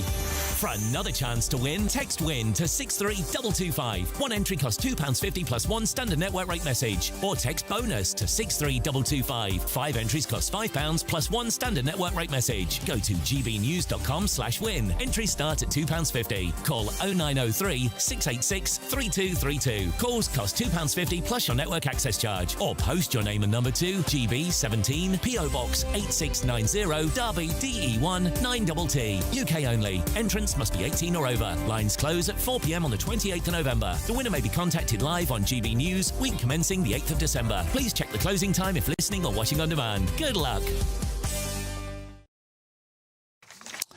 We chose to only have one child in the early 80s because we couldn't afford any more. We had a mortgage. I gave up my job in London to care for my child, playgroups, no free nursery hours. I worked 2 jobs in retail for a few hours, even doing odd cleaning jobs in London to get extra money. My husband worked full time. You can't always have what you want, said June. June, thank you very much indeed for that. Oh, sorry. What was that? Things going flying in the studio. Ghosts, poltergeists. But you see, this is what I always say. I mean, if you have a choice and you can say, well, we're going to choose to have children and we're not going to have choose to have children, why is it my problem that you decide to have 6 children or 7 children? Why am I paying for them? Now, people will say, this is child poverty and it's an awful thing. Don't disagree. Don't disagree. And other people saying it's got a lot harder and more expensive to raise children. Yeah, and then what do you do? I can't see any government in the future turning this around, because you can't go from saying, yes, here's an allowance for 6 of your children, but in 4 years from now saying, no, we're going to cut that back and it's going back to 2. You'll seem very, very cruel and very wicked about that. Not the children's fault, it has to be said, but not my fault either. Why am I paying it in tax? Lots of you getting in touch on council tax. Claire says, does anyone else think it's unfair that landlords, like myself, have to pay council tax on empty properties? The costs of redecorating and renovating properties can be huge, but it's often necessary after a tenant vacates. Mark says, I already pay £330 a month for a not particularly large property in Waltham Forest for very little return, as we are a retired couple. It was designed to maintain services, not cover those who just want to keep taking out of the system. Freddie, this Labour government doesn't understand a thing about what's best for Britain. They're too wrapped up in their agenda and their reputation on the world stage to give 2 hoots to what Britain actually needs. I think a lot of people are looking at that and saying, yeah, you never hear Keir. He's off around the world. He loves being photographed with world leaders and patting their backs. Do you love that? Yeah, look, there's lots of that, isn't there? Lots of that. I don't come on and say, hello, Ellie, good morning, how are you? There's lots of that. You know, a lot of that nonsense where they all want to seem buddies, Yeah, whatever it it's is. whoever's the most macho, isn't it, who holds on to them the longest. That's what it's all about. Yeah. But anyway, of course, we're talking about all of this because the budget is in 2 days' time and the Chancellor is set to use the budget to give away more than £15 billion in benefits. Rachel Reeves will argue that she must take difficult decisions to protect the lowest earners. But we're all low earners now because of the amount of tax they take. We're joined now by James Heal. He's Deputy Political Editor of The Spectator. James, love to hear your views. Off you go. Well, yes, certainly. I think that the budget is going to be dominating all the conversations this week. And I think, Eamonn, from the papers today, you can see very much how different people will have their narratives depending on what they take from this. And, of course, we are seeing the tax intake rise, but we're also seeing, of course, benefit spending increases per the Telegraph this morning, £15 billion worth of extra for that. That includes the two-child benefit cap being lifted, 3.8% increase in those inflation, above inflation and pay rise budget being increased. So I think that is going to be really interesting to see on Wednesday how the Chancellor can spin it, given there are going to be some winners, but quite a lot of losers as well. Well, James, there is going to be a lot riding on this, isn't there? Do you think we could potentially see a situation where, if this goes badly, we have the Prime Minister and the Chancellor left fighting for survival? I think we're already there, Olivia. And actually, you know, we've got the poll ratings out by Ipsos. I think the Prime Minister, last time I checked, was -66 and the Chancellor was -70. So good to see them both in lockstep, if you will. But the key point is that Keir Starmer hasn't had an independent economic policy over the past 4 or 5 years. He's contracted that all out to Rachel Reeves. Both of their fates are intertwined. And I think that given the pressures on the Prime Minister, whomever were, if there was to be a leadership contest, the Prime Minister was to be replaced, I think we'll probably get rid of Rachel Reeves as well. So I think that it may be that this budget, you know, the one which we all said that she was going to come back for more, which will see lots of tax rises, may also be Rachel Reeves' last budget as well. James, appreciate it. Thank you very much indeed for your take on things. Thank you. We'll leave it there. Up next, do you think you'd have treated yourself to a winter getaway? Do you feel you deserve it? Can you afford it? Well, here to put you in the picture, Hayley Sparks. And there she is after she fixes her hair. She'll be with us next. Decisions made in Washington aren't just shaping America, they're shaping Britain too. From migration to global security, from crime to health. Whatever happens in the White House today will be felt in your town or city tomorrow. That's why The Late Show is live from Washington, D.C. Cutting through the politics to show you what it all means for Britain. The Late Show live every night at midnight. Only on GB News, Britain's news channel. Exciting news. Every Friday, my Patrick Christie's Tonight Show is going to have a twist to it. We're welcoming some special guests. You. That's right, on Fridays I'm going to be doing my show in front of a live studio audience because this show is about you and what you have to say. It's going to be the same big debates, same big topics, same big opinions, but every Friday night at 9 p.m. you are invited to come on down to Patrick Christie's Tonight to be a part of the action. Only on GB News, the People's Channel, Britain's news channel. Hi, I'm Michelle Dewberry and my show is your opportunity to cut through all the noise and dive in headfirst to some robust debates. Ideas clash. Situation, isn't it? No, because the failure is... You're deliberately avoiding my point. Nothing's held back. And if you think this is the end of it, wait for more. And we do not shy away from the difficult stuff. Sometimes I want to shake people and say, if only you understood. So join me on Jubes & Co weeknights at 6 p.m. only on GB News, Britain's news channel. From the school run to the home run, watch a new show for all of Britain. He can say whatever he wants. A straight-talking show where all voices are heard. And, you know, when are we going to stop talking about smashing the gangs and actually do it? With the stories that matter from every part of our country. There's a bit of a crash landing there for your Chancellor. Bold, fearless and standing up for you. That's me, Martin Daubney, 3 p.m. till 6 p.m, weekdays, here only on GB News. The People's Channel, Britain's news channel. Britain was once the envy of the world, but look around. A nation that no longer knows what it is or where it's going. A country that's broken. How do we fix Britain? How do we bring it back? Friday night with Matt Goodwin at 8 p.m, only on GB News. No matter the state it's in, this is our nation. Join me, Jacob Rees-Mogg, for a genuine, honest discussion on where we have been, where we are going, and where we are with the people who set the direction. Tune in to State of the Nation every Monday to Thursday, 8 to 9 o'clock. Only on GB News. Britain deserves a newsroom that puts the facts and your voice first. Well, and that's what you get on GB News. Lively debates, lively conversations. And we're not afraid to hold power to account. And each other. So join me, Andrew Pierce. And me, Miriam Gates, for Britain's Newsroom, weekdays from 9:30 on GB News.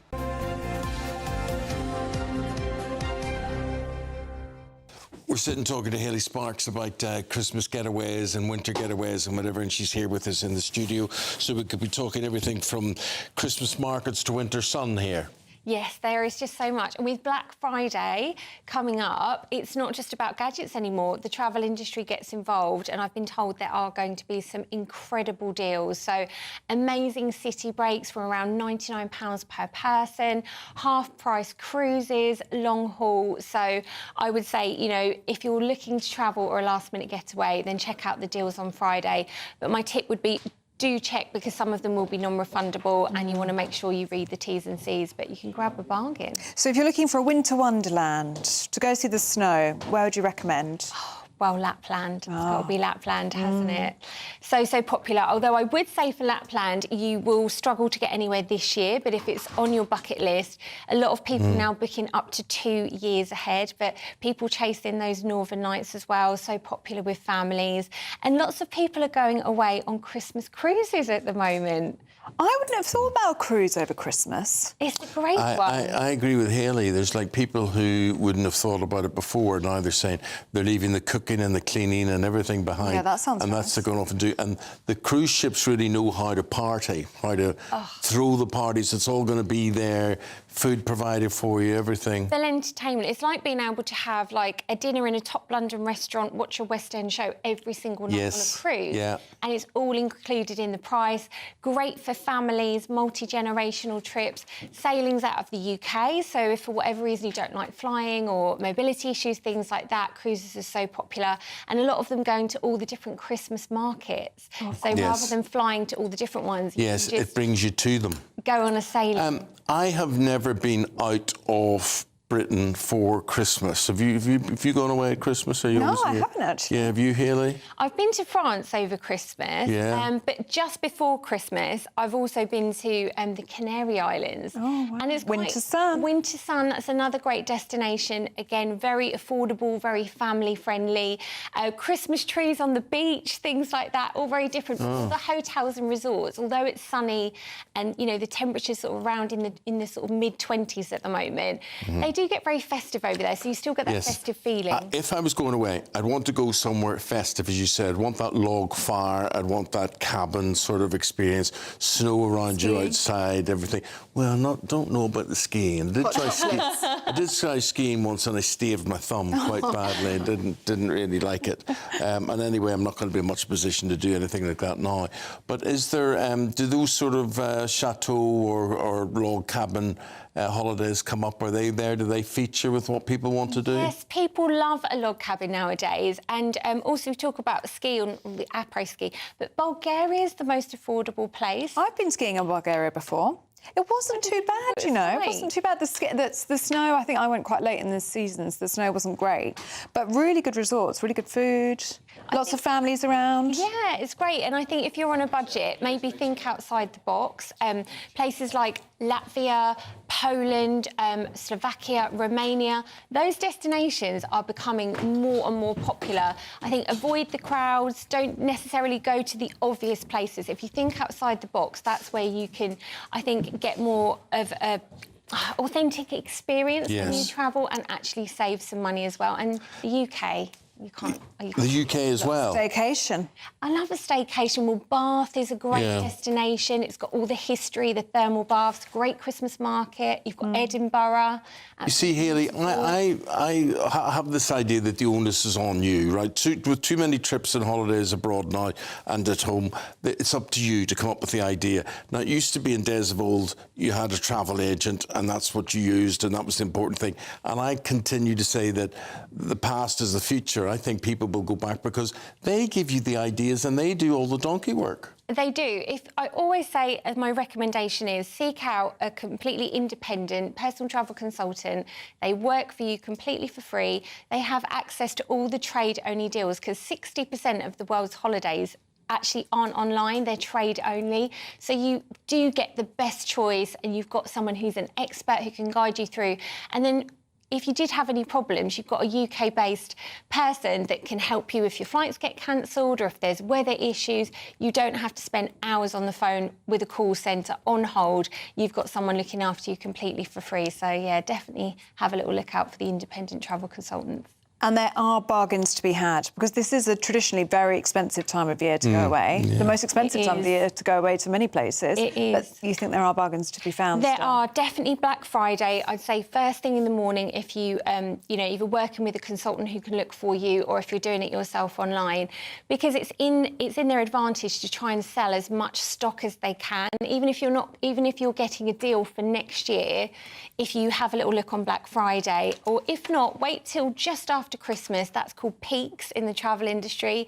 From Boxing Day for about 8 weeks, that is when the travel industry goes to town. 60% of the overall stock of holidays sells within that 8-week period, so you get the best deals, the best offers. They just want to sell as much as possible, so great time to grab a bargain. Are you getting any feedback about this delay about going into Europe and what we do with our passports and things like that on entry? Are you hearing from people as to what the delays are like, or are there any delays? I heard from people beforehand that they were a little bit nervous of the I think whenever there's a change, people are a little bit worried. But everybody that I've spoken to who's experienced it said it was so easy, I don't know what I was worrying about. So no problems there. So don't let that put you off, because I think everyone deserves a holiday. Yeah, they do. Hayley, really good to see you. Thank you very much. Thank you. Are you going away? I'm going to Budapest tomorrow, actually. Oh, really? Yes. Have a lovely time. So tell me, what's in... so Budapest is two places, Buda and Pest, and there's a river between them. Yes, I'm actually going on a river cruise, just a 2-day work trip. I've never been before, so... Oh, you'll love it. Well, that's really great excited. city. That's beautiful and at the right time of the year. Hayley, thank you very much indeed. Miriam and Andrew, good morning to both of you. Morning. What have you got? Well, we're not going on holiday because we've got a packed show. We've got Zia Youssef coming up just after the start of the show, responding to these allegations from the Conservative Party chairman that have compared reform to the Nazis. Yeah, we asked Andrew Griffith about that. Yeah. Don't know anything about it. No, that's convenient. Will now. Yeah, and Zia Youssef is one of Reform's better performers, and he's also speaking at the CPI, the Business Leaders Conference today, which is a sign they're growing up. Indeed, and Rosie Duffield and Helen Joyce. So a fantastic show coming up. But first of all, your weather.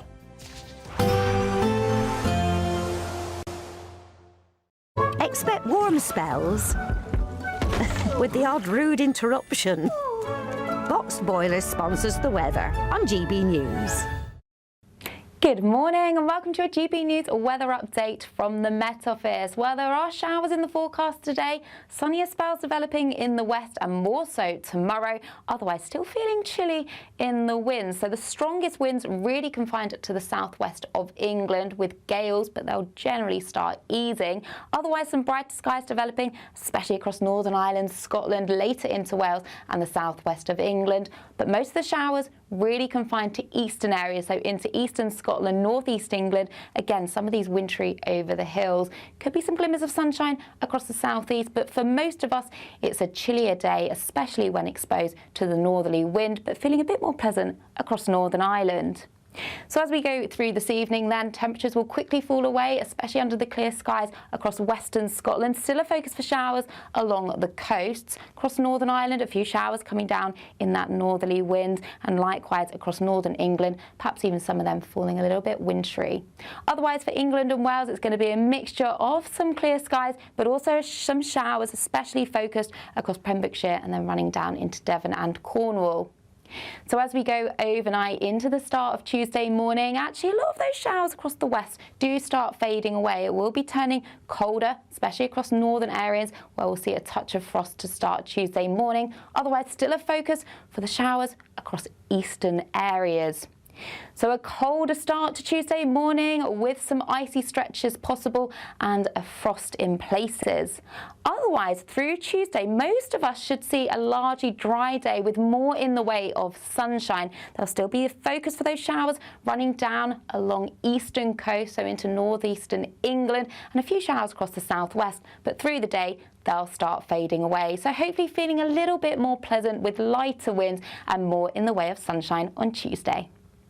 Expect warm spells with the odd rude interruption. Box Boiler sponsors the weather on GB News. Thank you, Britain, for making us the fastest growing news website in the nation, because the truth matters, and so do you.